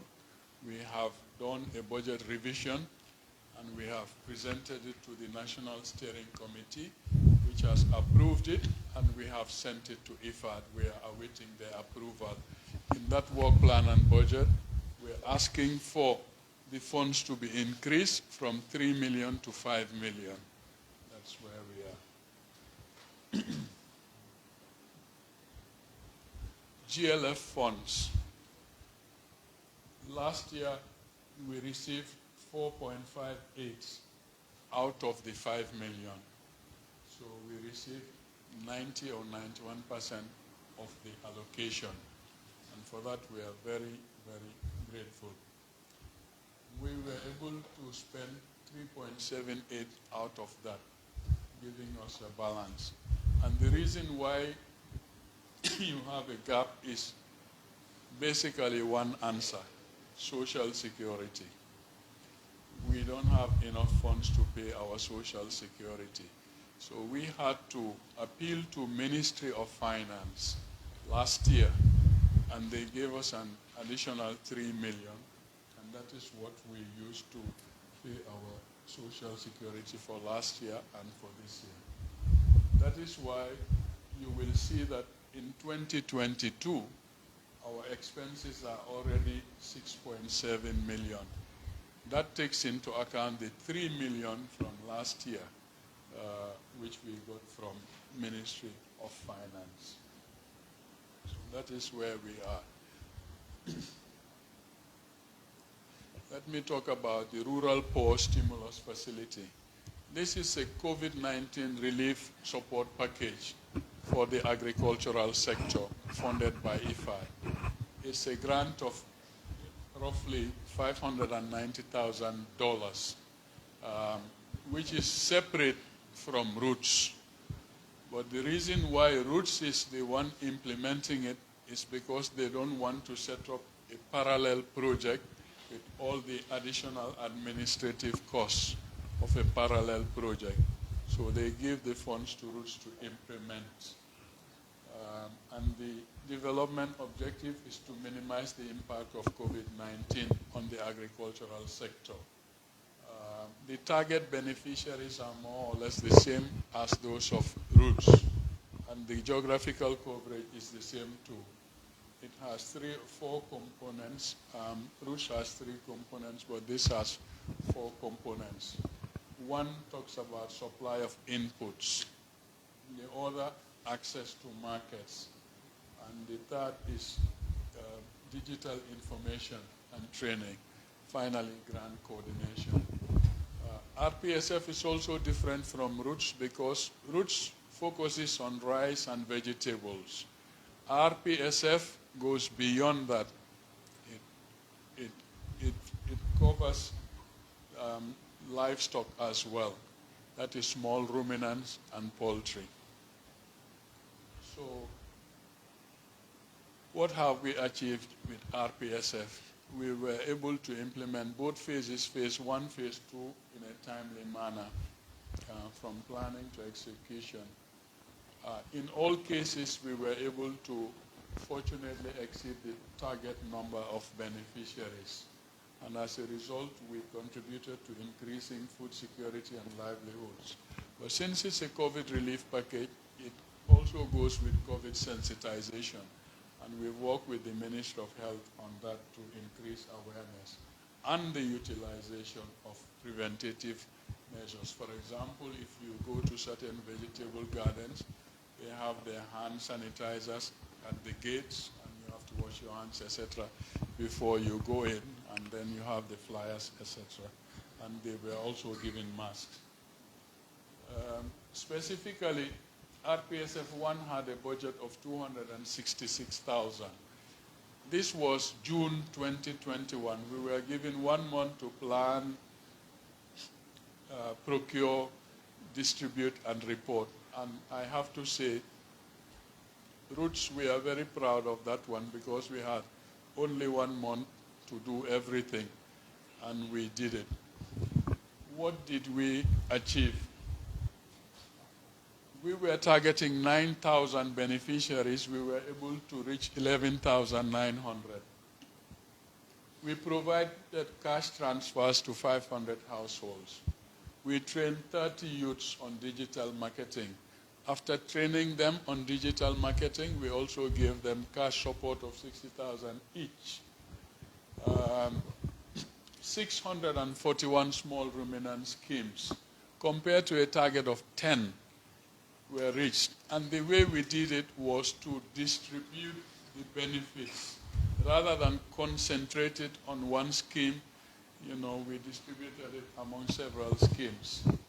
We did the same for small ruminants, but also the same for poultry. Community gardens were provided with seed. The target was 50, we reached 50. We targeted 30 women farmers on alternative income generation. What can you do if the agriculture is not working, such as the tie-dye, soap making, and so forth? So we targeted 30 of them. And we then gave them 10,000 each to implement what they have learned as seed capital. In rice, 800 rice farmers were supported. Total hectare is 400 hectares. But this was in land preparation, but also giving certified seed and fertilizer. So the difference, the target here was 1,000, but it was for desilting of canals. But when we went there, we found the canals were already desilted. And so we used the funds for the land preparation, the plowing. And based on the cost, we were only able to cover 400 hectares. That is the explanation. All the RPSF beneficiaries were provided with sanitization materials. And we had radio talk shows in our community radios with the directorates of health, the regional health directors. They were there. They were also there when we handed over support to beneficiaries to sensitize them on COVID. RPSF 2, the same. This one we had more time. It started in November, December, and finished in June. Here the target was 10,000 instead of 9,000, but still we reached 11,000. When it comes to the households, the target was 500. We reached 870 of the households. We gave them $3,000 each in cash as COVID relief support. Let me elaborate on how we identify these households. We work with the National Social Protection Secretariat, which has a database of households in the country, and they are ranked by poverty level and vulnerability level. So we just take that list across the country, and that's what we use to identify the recipients. Again, instead of 30 youth SMEs, this time we were able to reach 53 of them. And after training them on digital marketing, what is this training on digital marketing? We train them on TikTok, WhatsApp, Facebook, etc., how they market their products. So they go and take short videos, they take pictures, and they put them online. So this was meant to be a response. As you know, during COVID, all the markets were shut down. So they couldn't move or sell their goods. But where you are, you can do the pictures and upload. So that's what the digital marketing is about. And then we gave them cash injection in addition to the training. We provided support for small ruminants and poultry. This time, instead of 60 community gardens, we managed to reach 105. You recall in the previous slide, we targeted 50, we reached 50. This time we targeted 60, we reached 105. How did we manage to do it? We did not standardize the support per garden. In other words, each garden will receive 5 kilograms of seed. But what we did, we provide the support based on the size of the garden. So if you have a 3-hectare garden, you get less seed. If you have a 6-hectare garden, you get more seed. That way, we were able to spread the benefits. Okay. This time also, in terms of the sensitization, we did some short animation videos for social media in the 5 local languages, main local languages on COVID. I wish you see it. I think they are very nice and short videos on COVID. They're very good, and we distributed them on social media mainly. And this is, of course, in addition to the sensitization through the community radios. So I come to the last part of my presentation. Dr. Kebe, I do apologize for taking so long. I actually did anticipate it would take long. Our challenges. We have many challenges, and I think that is why DPS in our statement laid the foundation for support. We definitely need support. From the National Assembly Select Committee, our expectation is 2.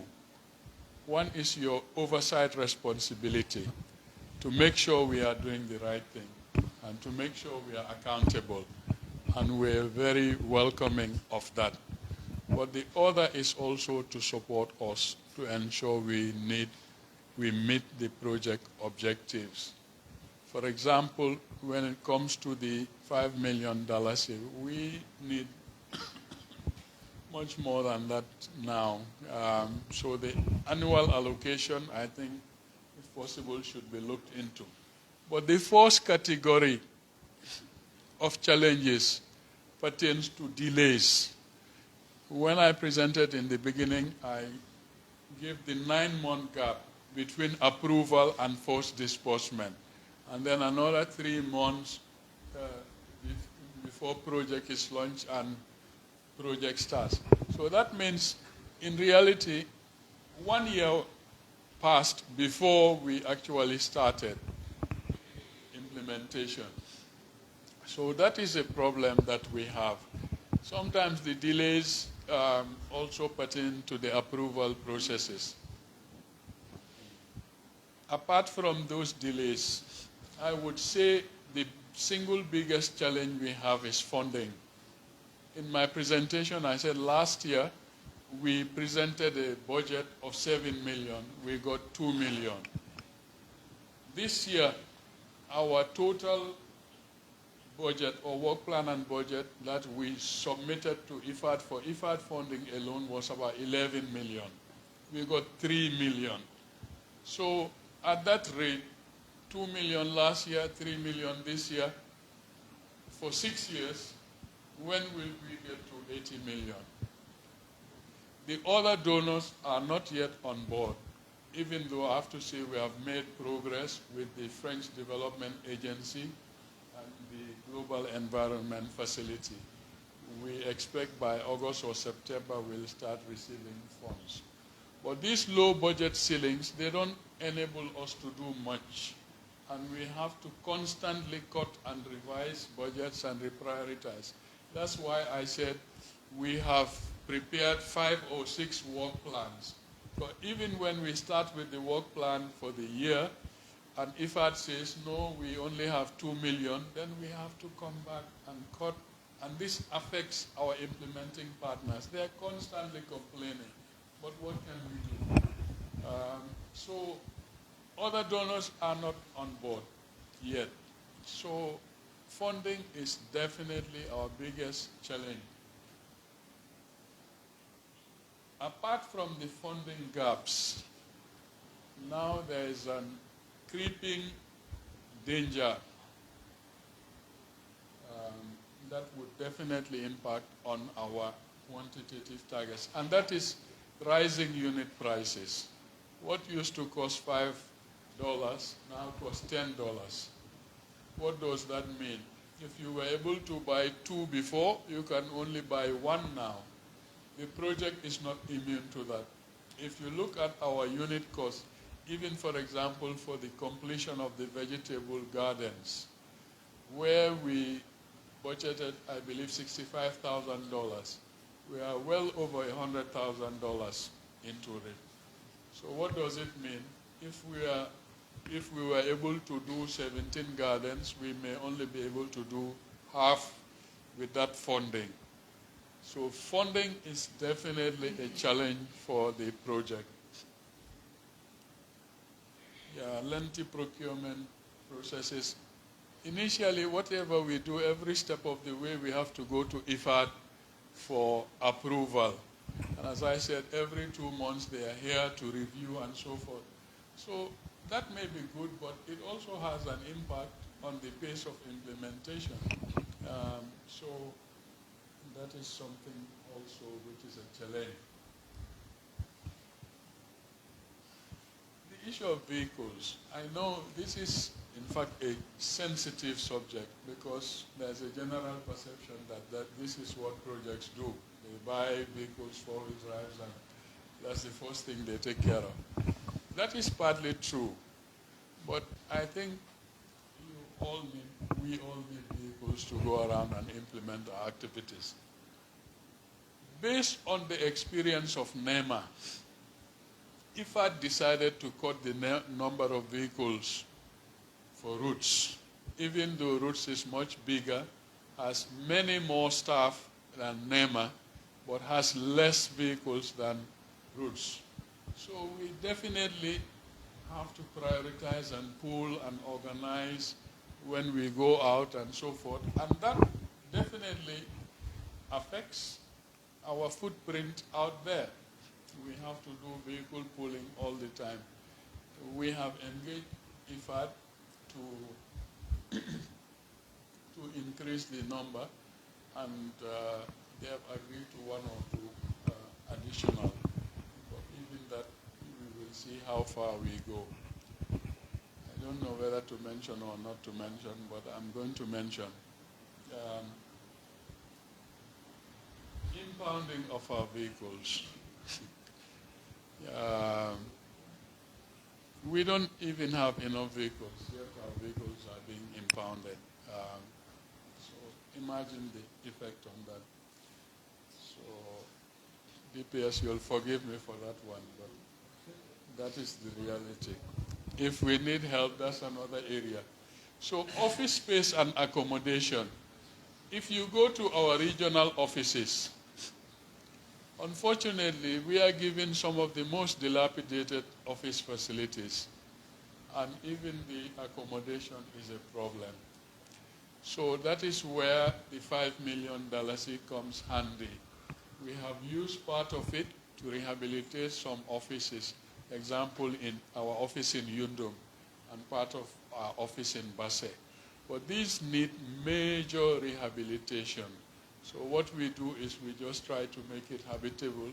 The roof is leaking, we change the corrugate and so on, until a time when we can get proper offices and accommodation. A major issue we have is staffing. We have several vacancies in the project. It's been more than a year for some of these vacancies, and they have not been filled. But I want to also report that, no, sir. No, Honorable. Okay, so we are not the recruiting authority. The recruiting authority is the Minister of Agriculture. But Minister of Agriculture and IFAD have recently come to terms about how to recruit, which was the challenge. In the financing agreement, it states that project staff are recruited using an international HR firm. Minister of Agriculture has queried whether this is cost effective, and I think there's merit to that query. But the reality is you have a financing agreement, which is the legally binding agreement. So you have to go by that. But lately, agreement has been reached, and these positions, inshallah, by August, they should be advertised. But we have had gaps for at most more than a year where certain positions have not been filled. And of course, that affects implementation. Low remuneration. Again, money is a very sensitive topic.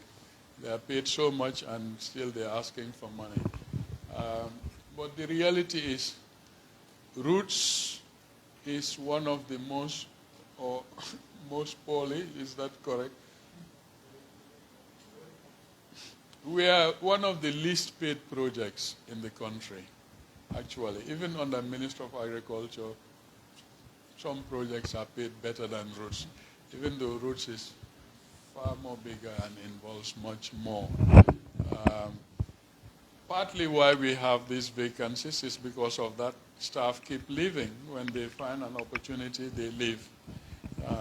The last resignation we got was only last week. So the issue of remuneration has to be tackled. Otherwise, you take one step forward, you take one step backward.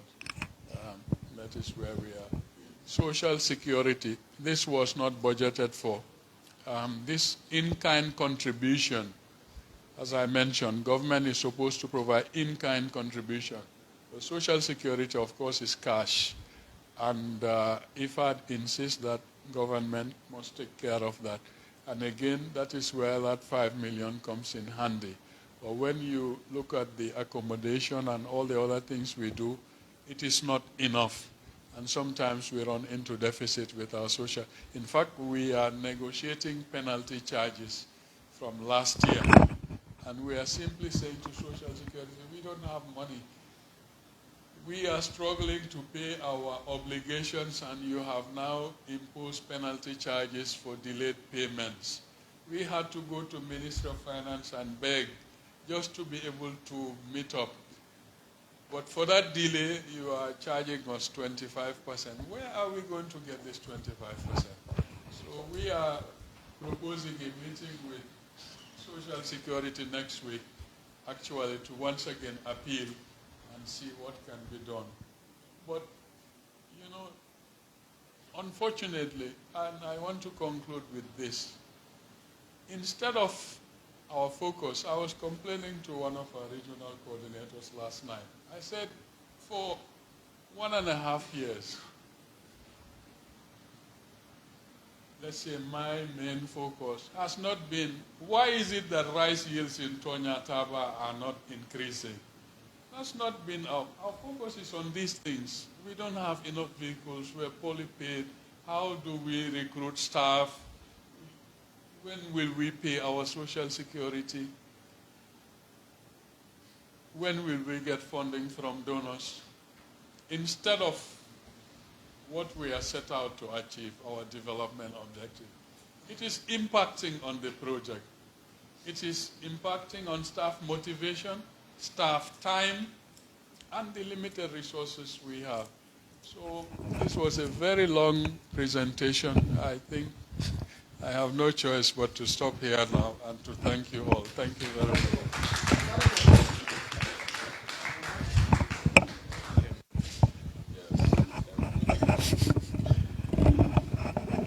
Okay, thank you very much, PD. I think we have a lot on the table. You have put out a lot to chew, and I see the honorable members taking notes along the way, and I am sure, PD, at some point, you will be invited to discuss some of these issues. I think it's good that the honorable members are aware of these issues, and we also know that they are keeping an eye on what we are doing, which is also very, very important here. With your permission, what I will suggest is that we make the second presentation, which I will try to make as short as possible, and then we can have time to have a general discussion and move to the closing ceremony. It's past 12 o'clock already, and I promise you that I will try to who is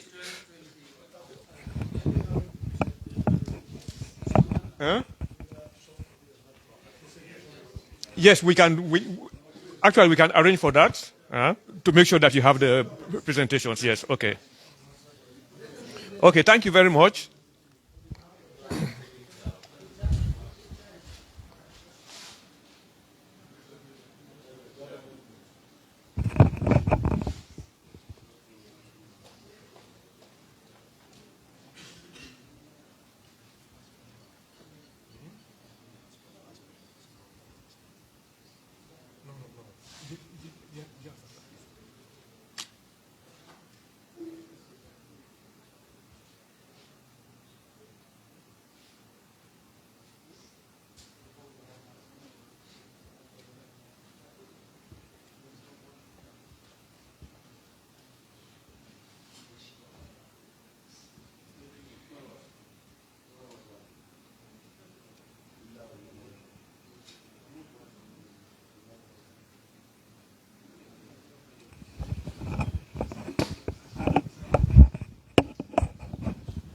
So now what we will do is actually move to the second presentation, which is going to focus, as PD initially indicated, on one of the project initiatives, which is the agricultural value chain interaction platforms.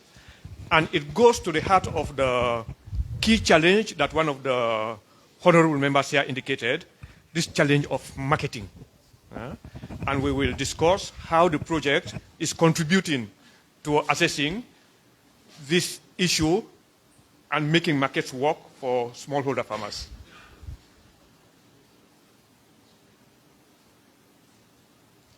When the project was being presented, the PD adequately indicated that there are two main technical components. One is around production and productivity, and then there is one that looks at the issues around marketing. And as was indicated, marketing is a very big challenge. And what we are doing is that under marketing, there are different mechanisms that the project is using to facilitate access to markets. And the AVIP is one of those mechanisms. And what is happening with the AVIP is actually this issue of linking smallholder farmers to the other actors of the value chain. We know that along the value chain, we have talked here about traders, we have talked about processors, etc. But one of our big challenges is what kinds of linkages can we establish to ensure that the farmers have what we call profitable access to markets. It is one thing to have access to markets. It is something else for that to be profitable. You can have access to markets and you go and sell at half price, and you still end up losing even though you have access to markets. So we are putting a lot of emphasis on the issue of profitable access to markets for the smallholder farmers. So what is the goal of the AVIP? Basically is to contribute to the project outcomes of increased access to markets and increased incomes. And how are we going to do that? We are saying that if we can establish operational and sustainable platforms that comprise mainly of women and youth, with secured access to profitable local, regional, and national markets, then we will be able to contribute to the project outcomes of increased access to markets that are tied to revenue generation. So why the AVIP? And what we are assuming when we designed the AVIPs was that if we succeed in promoting processes that respond to the requirements of the consumers, because that's one of our major challenges. That is, we produce in a way that the production is pulled by market demand. And also, if we can ensure effective interactions and win-win partnerships between the value chain actors. And that is where this is very important for smallholder farmers. Because most of the partnerships that we have, we see that the smallholder farmers are the weak members of these kinds of partnerships. Prices are like dictated to them. Some of the contractual arrangements are not honored, and it is the farmers that are always on the losing end. And if we want to ensure that they benefit from what they're doing, this situation has to be reversed. But then also, if we can do this, then we can deliver profitable value chains where farmers make money from what they're doing. And it is through that we can ensure increased access to markets for farmers. Now with the AVIPs, what is the idea? The idea is that we are going to establish a framework where the different actors can collaborate.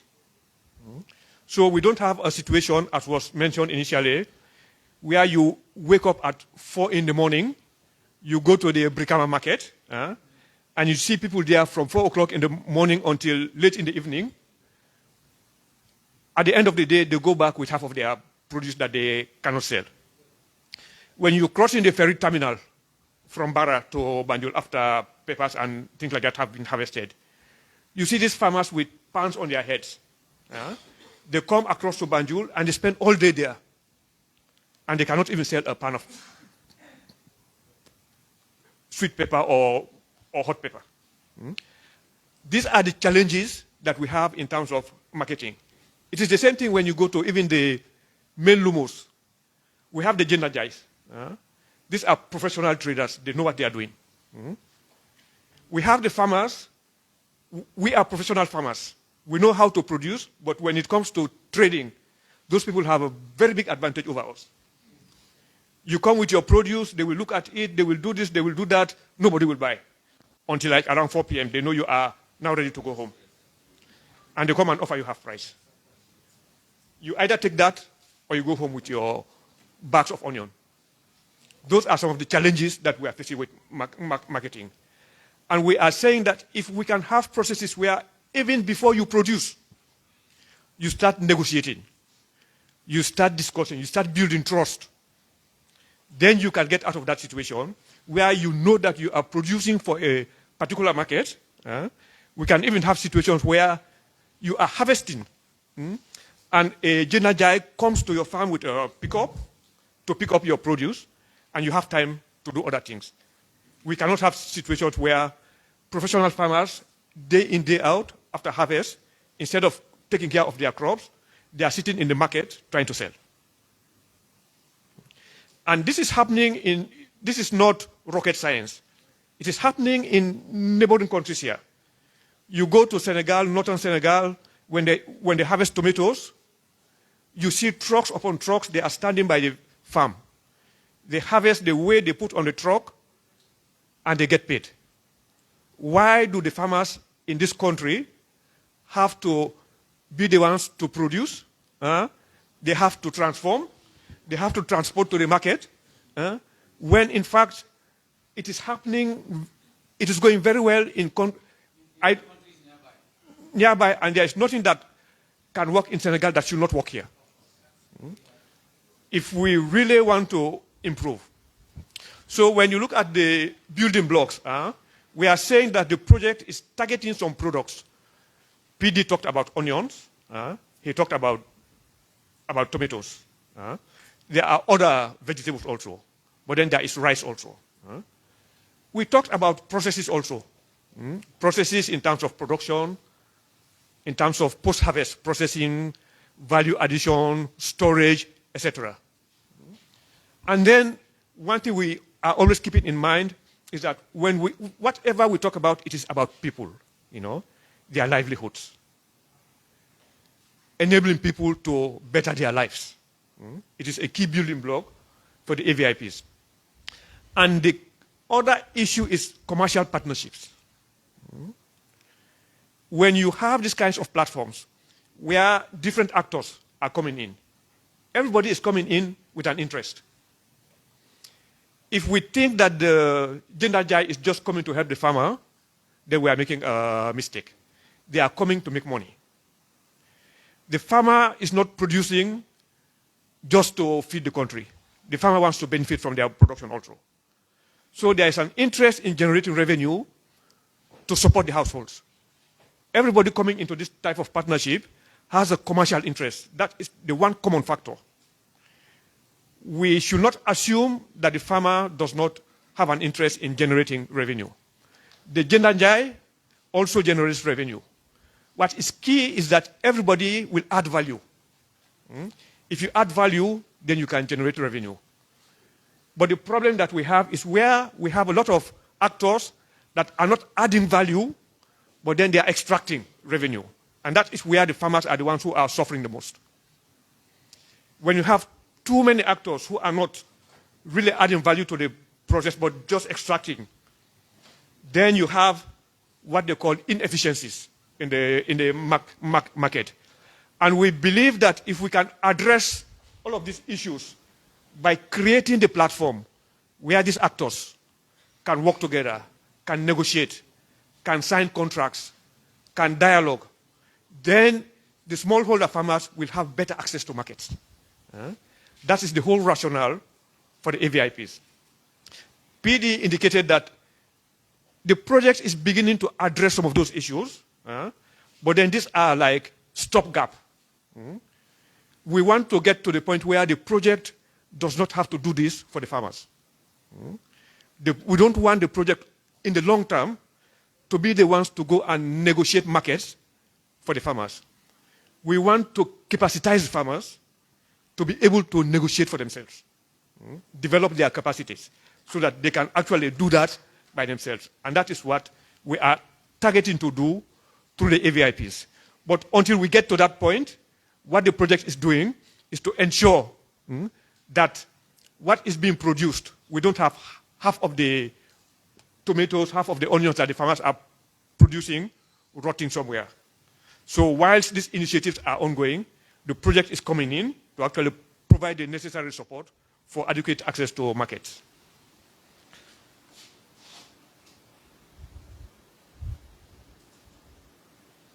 So under these platforms, there are some categories of activities. There are actually 2 or 3 main categories. And one of those is why we are here, which is actually to promote buy-in and support at different levels. We have been sensitizing at the district level. We have met with like almost all of the 39 district chiefs that the project is targeting. We have met the governors. We have met with institutions. And we saved the best for last, meeting with the select committee. So this whole issue of ensuring that all of the key actors, like you well indicated, are fully informed of what we want to do and how it is going to be done, is going to be important here. But then also, once we do all of the sensitization, PD indicated that the establishment of the AVIPs is underway. We are getting to the point where now we are moving from the sensitization, which will still continue, but then making sure that we don't sensitize and then not deliver. We now want to get to the point where we actually start putting the platforms together. And the procedure is actually on the way. The facilitators for setting up the platforms and also providing the capacity development support to the beneficiaries are actually being recruited right now. The process is on the way. And once these platforms have been established, we don't just establish and walk away. Throughout project implementation, there will be ongoing facilitation. There will be capacity development. We will support exchange visits between the different platforms. And we also facilitate visits to some of our neighboring countries where these kinds of mechanisms are working very well. PD talked about issues around policy dialogue, so I will not go into that anymore. Now I will just highlight some of the partners with which we are working. Institutional partners, the private sector, farmer organizations, and we are constantly exchanging with these different partners to ensure that they are active members once these platforms are established. Now, in terms of the milestones, what are we targeting to do? The first 2 years, like I indicated, there is the sensitization, mobilization, etc. We are also undertaking some market studies in each of the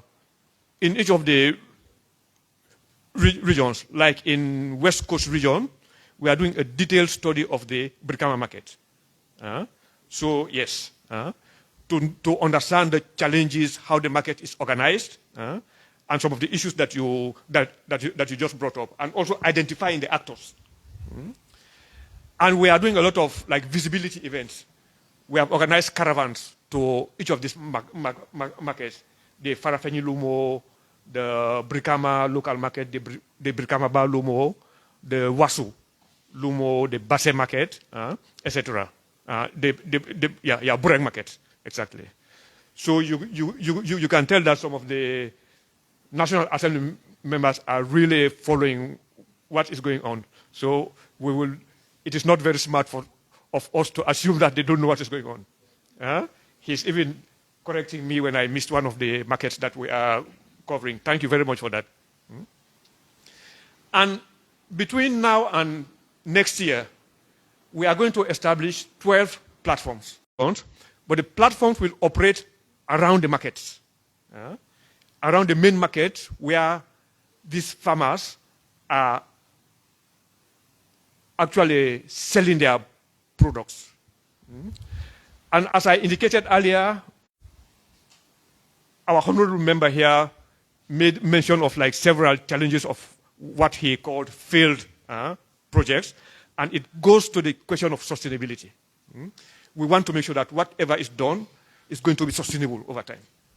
So we don't see situations where the project has ended, and then you go and visit, and you say, this was here, but now there's not, it has failed, as you put it very bluntly.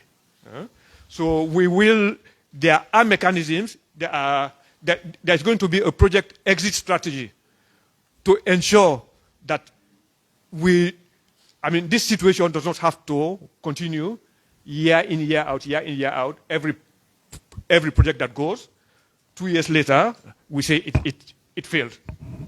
So Roots is actually very committed to having a sustained exit strategy where the project will progressively pull out, but then these actions and their benefits will continue.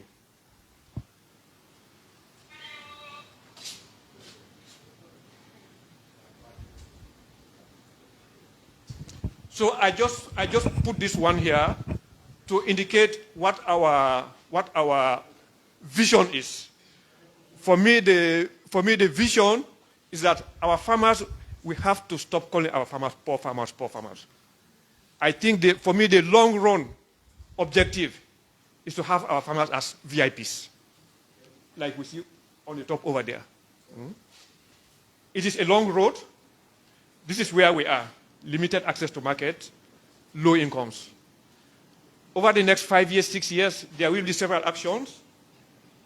targets have been defined, and this is where we want to be, where the farmers are on the driving seat. We know that there are challenges, there are constraints, and those ones will always continue, as PD indicated.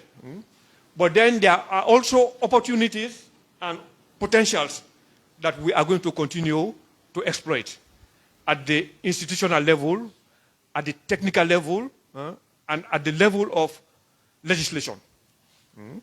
And we believe that with everybody on board, especially with your support, inshallah, we will get to that point where you will be the ones actually defending some of the work that we are doing. That is what we are actually targeting. I think I will stop here. That was the last slide. And I hope I have kept my promise of not taking too much time. And we can now begin to, maybe if there are things that we want to clarify, always keeping in mind that we are always at your disposal for more detailed information. This was designed to be just a briefing session, just to give you a taste, of like some of the things that we are doing. And as PD indicated, the project is always very, very welcoming of opportunities for interacting with the committee, and we also look forward to your continued support as we press towards this common goal that we all share. I thank you very much, and yes, please. Yes, thank you.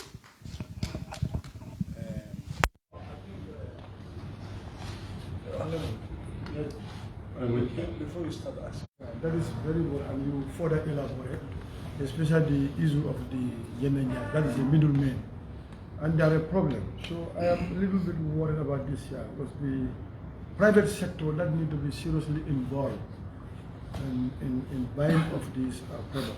As I told you, most of the products are seasonal, and they are all produced at the same time. So eventually, farmers are always at the mercy of the middleman. So how do you bring in private sector in your strategic thinking, which is very, very important? Honorable, thank you very much. I think you are really getting to the heart of the challenge that we are trying to address. The problem that we have right now is that we are producing and then trying to sell. And it should be the other way around. We produce based on a demand. You understand the market, you have a dialogue and you have a demand from either a particular private sector actor, and these actors exist. But the problem is that we do not have a mechanism for linking the farmers to these actors, and what is happening is that we just produce, and at the end of the day, we are at the mercy of the middlemen. So what we are saying now is that with these platforms, it is a mechanism for exchange, for negotiation, and for contractual arrangements between the farmers' representatives and the middlemen and other private sector actors. And what the project is doing, we understand that we need to broker, we need to facilitate so that we can get to the point where everybody is in a win-win situation. And that is why the project is coming in with providing the necessary support to establish these platforms, to facilitate the interactions between the actors. But then, like you said, recognizing that the farmers, most of the time, they are the weak ones. They are the ones that are at the mercy. So how do we develop their capacity to do very simple market research even before they start producing? How do we develop capacities to negotiate contracts with the private sector actors?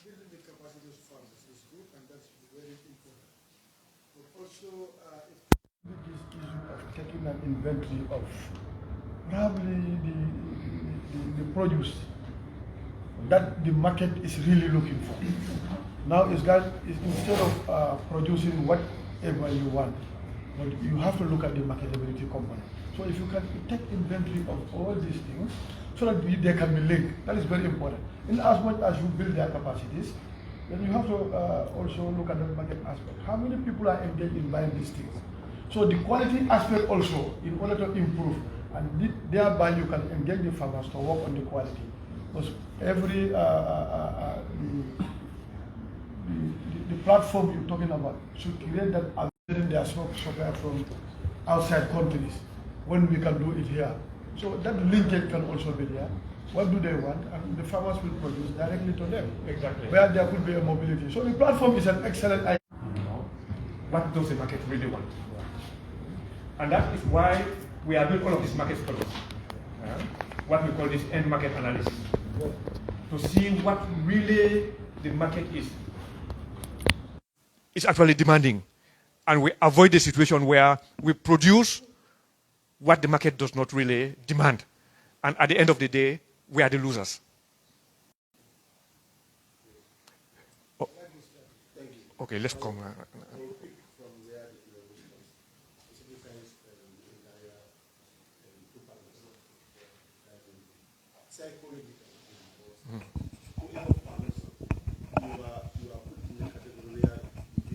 Allow me also to end my submission.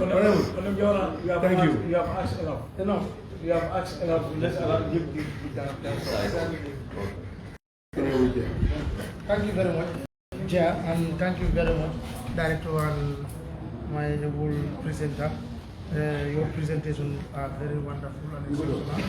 And of course, it will pay with dividends because we'll have the test of the project that is Roots. It has been on this project. Thank you very much. If you agree, I will invite my colleague who is in charge of the Farmer Field School and who is a Farmer Field School expert himself. He can directly answer your question. I can elaborate, but not in the detail that he may be able to. Chairman, with your agreement. What I wanted to say is on the marketing, I think what has been said by Honorable Sanyang is correct. Sane, sorry, excuse me, is correct. We look at the demand of the market, and you gave an example of this hotel. I can tell you we've already engaged them, and we are saying to them, how much onions do you need per month? How much tomato how much carrot? So it is with that information that we go to the farmers to say we have a hotel that is willing to buy so much carrot, so much, etc., of this particular quality at this time. And then the negotiations start. And for us, our job is also to work with the farmers to produce that quantity and quality. And that is where also the issue of the farmer field schools comes into. And thank you, PD, for allowing me to intervene, to respond on the farmer field school and how it can help our beneficiaries.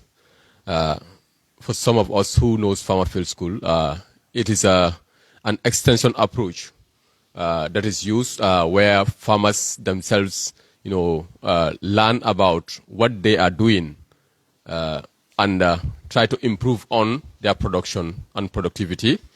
And this, will also help in sustaining their knowledge of what they are doing.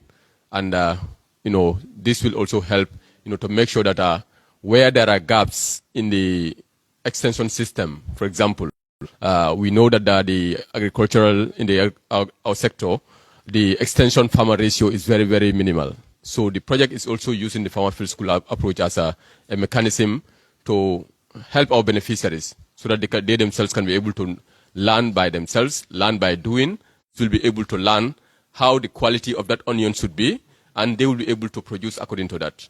So this is what the Roots project will be doing, and we are collaborating with the Department of Agriculture, which is our main extension department, and we have already taken some steps where we have from last year developed some curriculum, training materials, and this year we have started training the extension workers.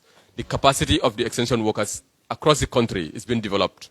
The Roots project, we can be proud to say that we have achieved, training master trainers in all the agricultural regions. And these master trainers will be able to support the extension system in planning and implementing the farmer field schools. We have further now trained the extension facilitators who will be directly at the beneficiary intervention sites. And currently, I'm just from the field yesterday. I can comfortably say that in most of our intervention communities, already the farmer field school members have been identified and the schools are established. So they will be able to support, these producers to be able to get the adequate knowledge of producing the commodities that we are going to support. Yes, I can.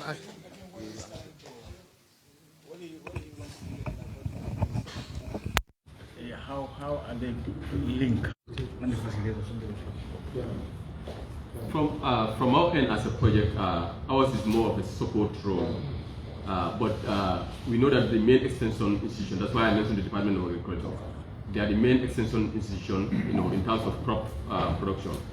So the project is supporting them to build their capacity. That's why we develop the training materials for them.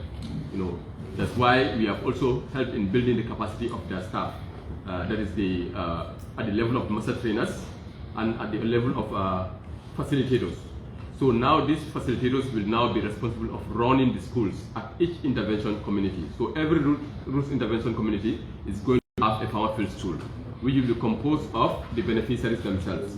They themselves are going to identify who are going to be part of this school, 25 to 30 members at most, and they will go through a season-long training program, a minimum of extension. They themselves can be able to continue, and then they will have the adequate knowledge to be able to produce the commodities. I can at least lucky to visit one of the intervention area, Undam and Kulari in URR, in my constituency, but they told me about this facilitator training.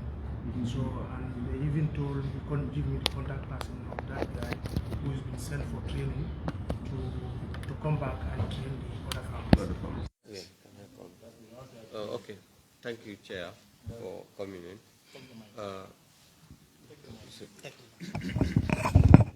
Thank you, Kebe.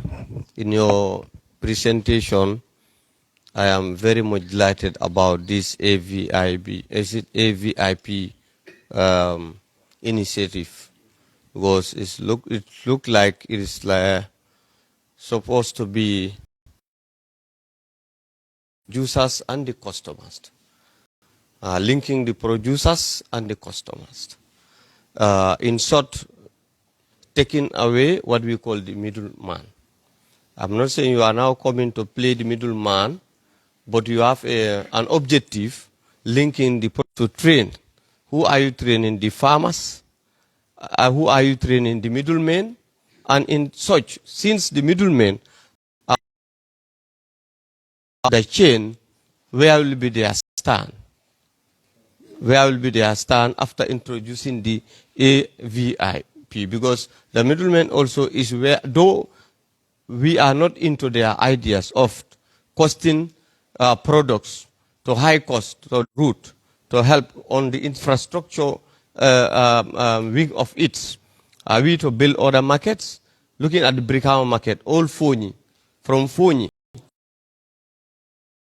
and others in the morning, they all rush there. So in short, in mitigating transportation, communication and cost of farmers, are we ready to build other markets to the footstep of farmers? Thank you. And even we have the consumers. It's like from the farm to the table.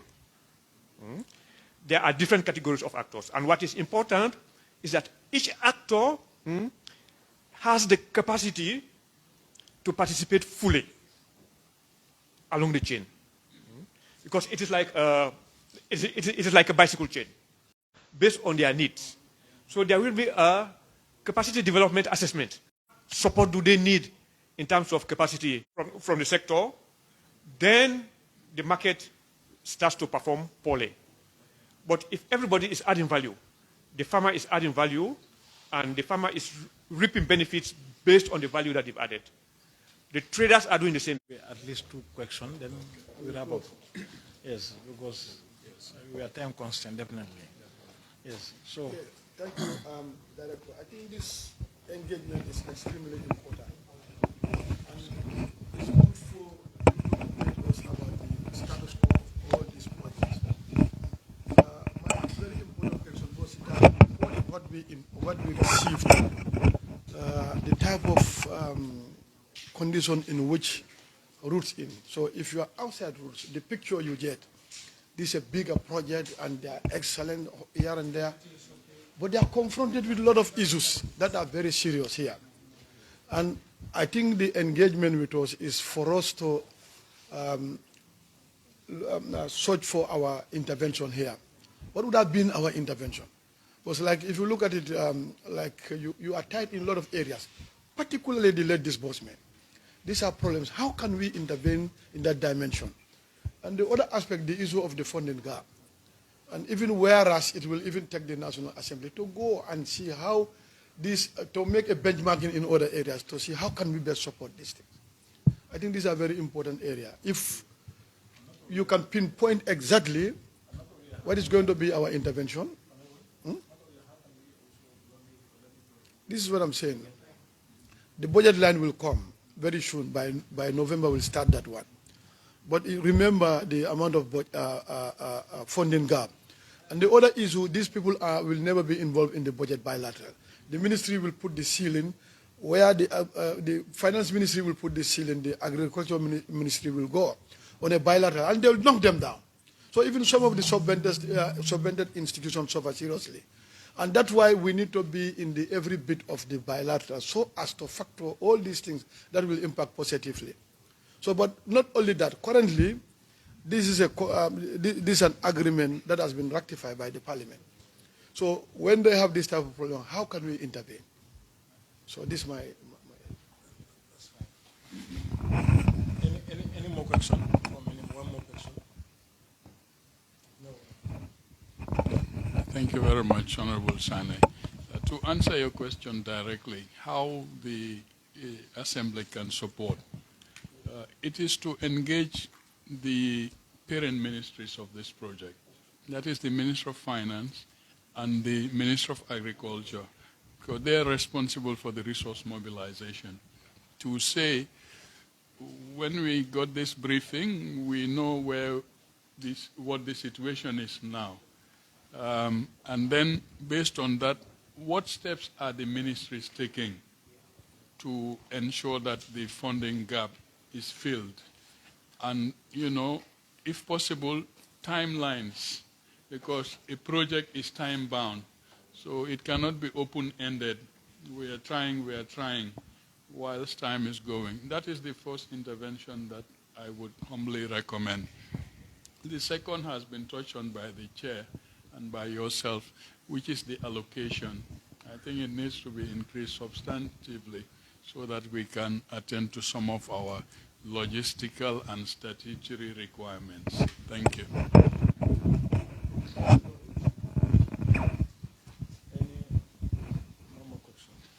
I think here's a convenience time for us to wrap up. So therefore, we thank you two presenters for that meticulous presentation. Yes, they are so explicit that I think the members have something to go with today. And probably in our subsequent engagements, more questions. For me, myself, I will preserve my questions till our next subsequent engagements, then we can ask more questions. Thank you so much, Director.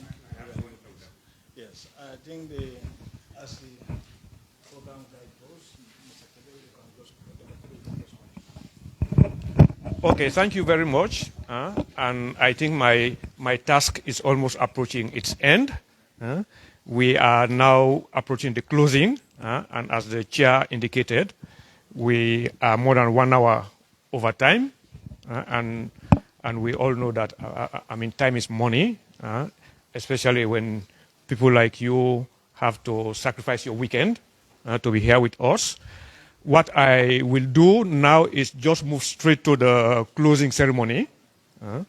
And what we outlined here initially is that for the closing remarks, we indicated a closing statement by the project director, followed by a closing statement by a committee member. And the committee will decide on somebody to speak on it. Honorable Sanyang. Okay. Sanyang. Okay. Sanyang is my uncle, so no problem. So we will start with the project director, Mr. Jain, if you can make a quick one. Honorable members, Chair of the Select Committee, Vice Chair, my colleagues, allow me to express my sincere appreciation, not only for your presence here, but for your active participation. We are very much appreciative of that. Roots is a public project, and we do expect that it must come under public scrutiny. So the level of interest here manifested is very welcome for us. We would like to thank you for being here together with your support team. And the level of interest is manifested by the fact that we are here and it's after 1, well beyond the allocated time for this meeting. So thank you very much. My closing is just to appeal for the support. As has been said, from afar, everything looks fine, and what are these people doing? They have 80 million and we're not seeing much. That is not the reality. We're not perfect, but we're trying. So, but with our select committee, we can expose to you fully what the situation is, what the challenges are, and what sort of support we need. We would like to thank you for that. Allow me, in closing, to thank our colleagues, Dr. Kebe, all other implementing partners represented here, but also our head of component 2, who has worked with Dr. Kebe on this, Madam Bitey. Again, my thanks to our Deputy Permanent Secretary, and through her to the Ministry and the Minister. I want to single out once again the Minister, who has taken a keen interest in the Roots project and has actually led from the front in trying to tackle some of the challenges that we have, supported by DPS, supported by CPC coordinator, also supported by the PS. With that, I would like to thank all of you, reassure you of our availability, readiness to be engaged at all times. Thank you, Honorable. Thank you very much. Yeah. Mr. Sanyang?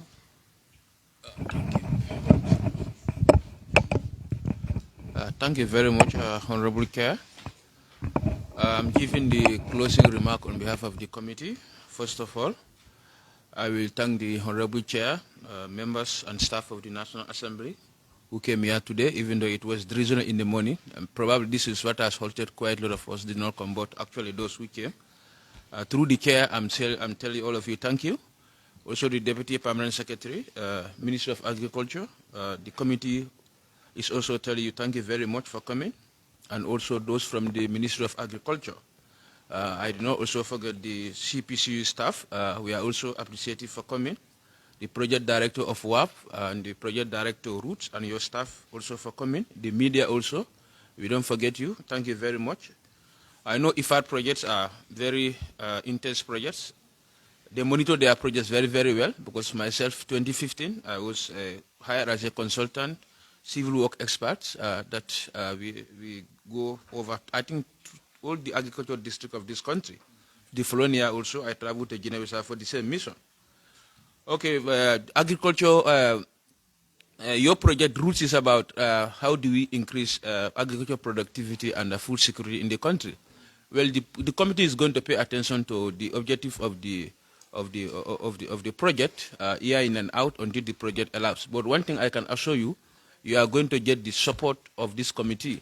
The chair is an agriculturalist himself. He worked for NARI and he attached so much importance to agriculture committee. So also when we talk of oversight, correction and function, it's not witch hunt. It's just a mutual collaboration to achieve a greater success. So let us not see each other as witch hunting each other. We only want to collaborate for the development of this country. Now, we will also be very appreciative if you can be engaged, as the DPS said. Engage the committee in all of your interaction and activities, especially your retreat. This will enable us to develop institutional knowledge and memory. So that when we meet sessions like this, we will not be challenging each other on quite a lot of things. Let us make it a very interactive collaboration. On behalf of the Chair and the Agriculture Committee, thank you very much for this session. Thank you. Thank you so much, Mr. Simon. Very good. And thank you so much. You just close it for us. Thank you very much. Thank you.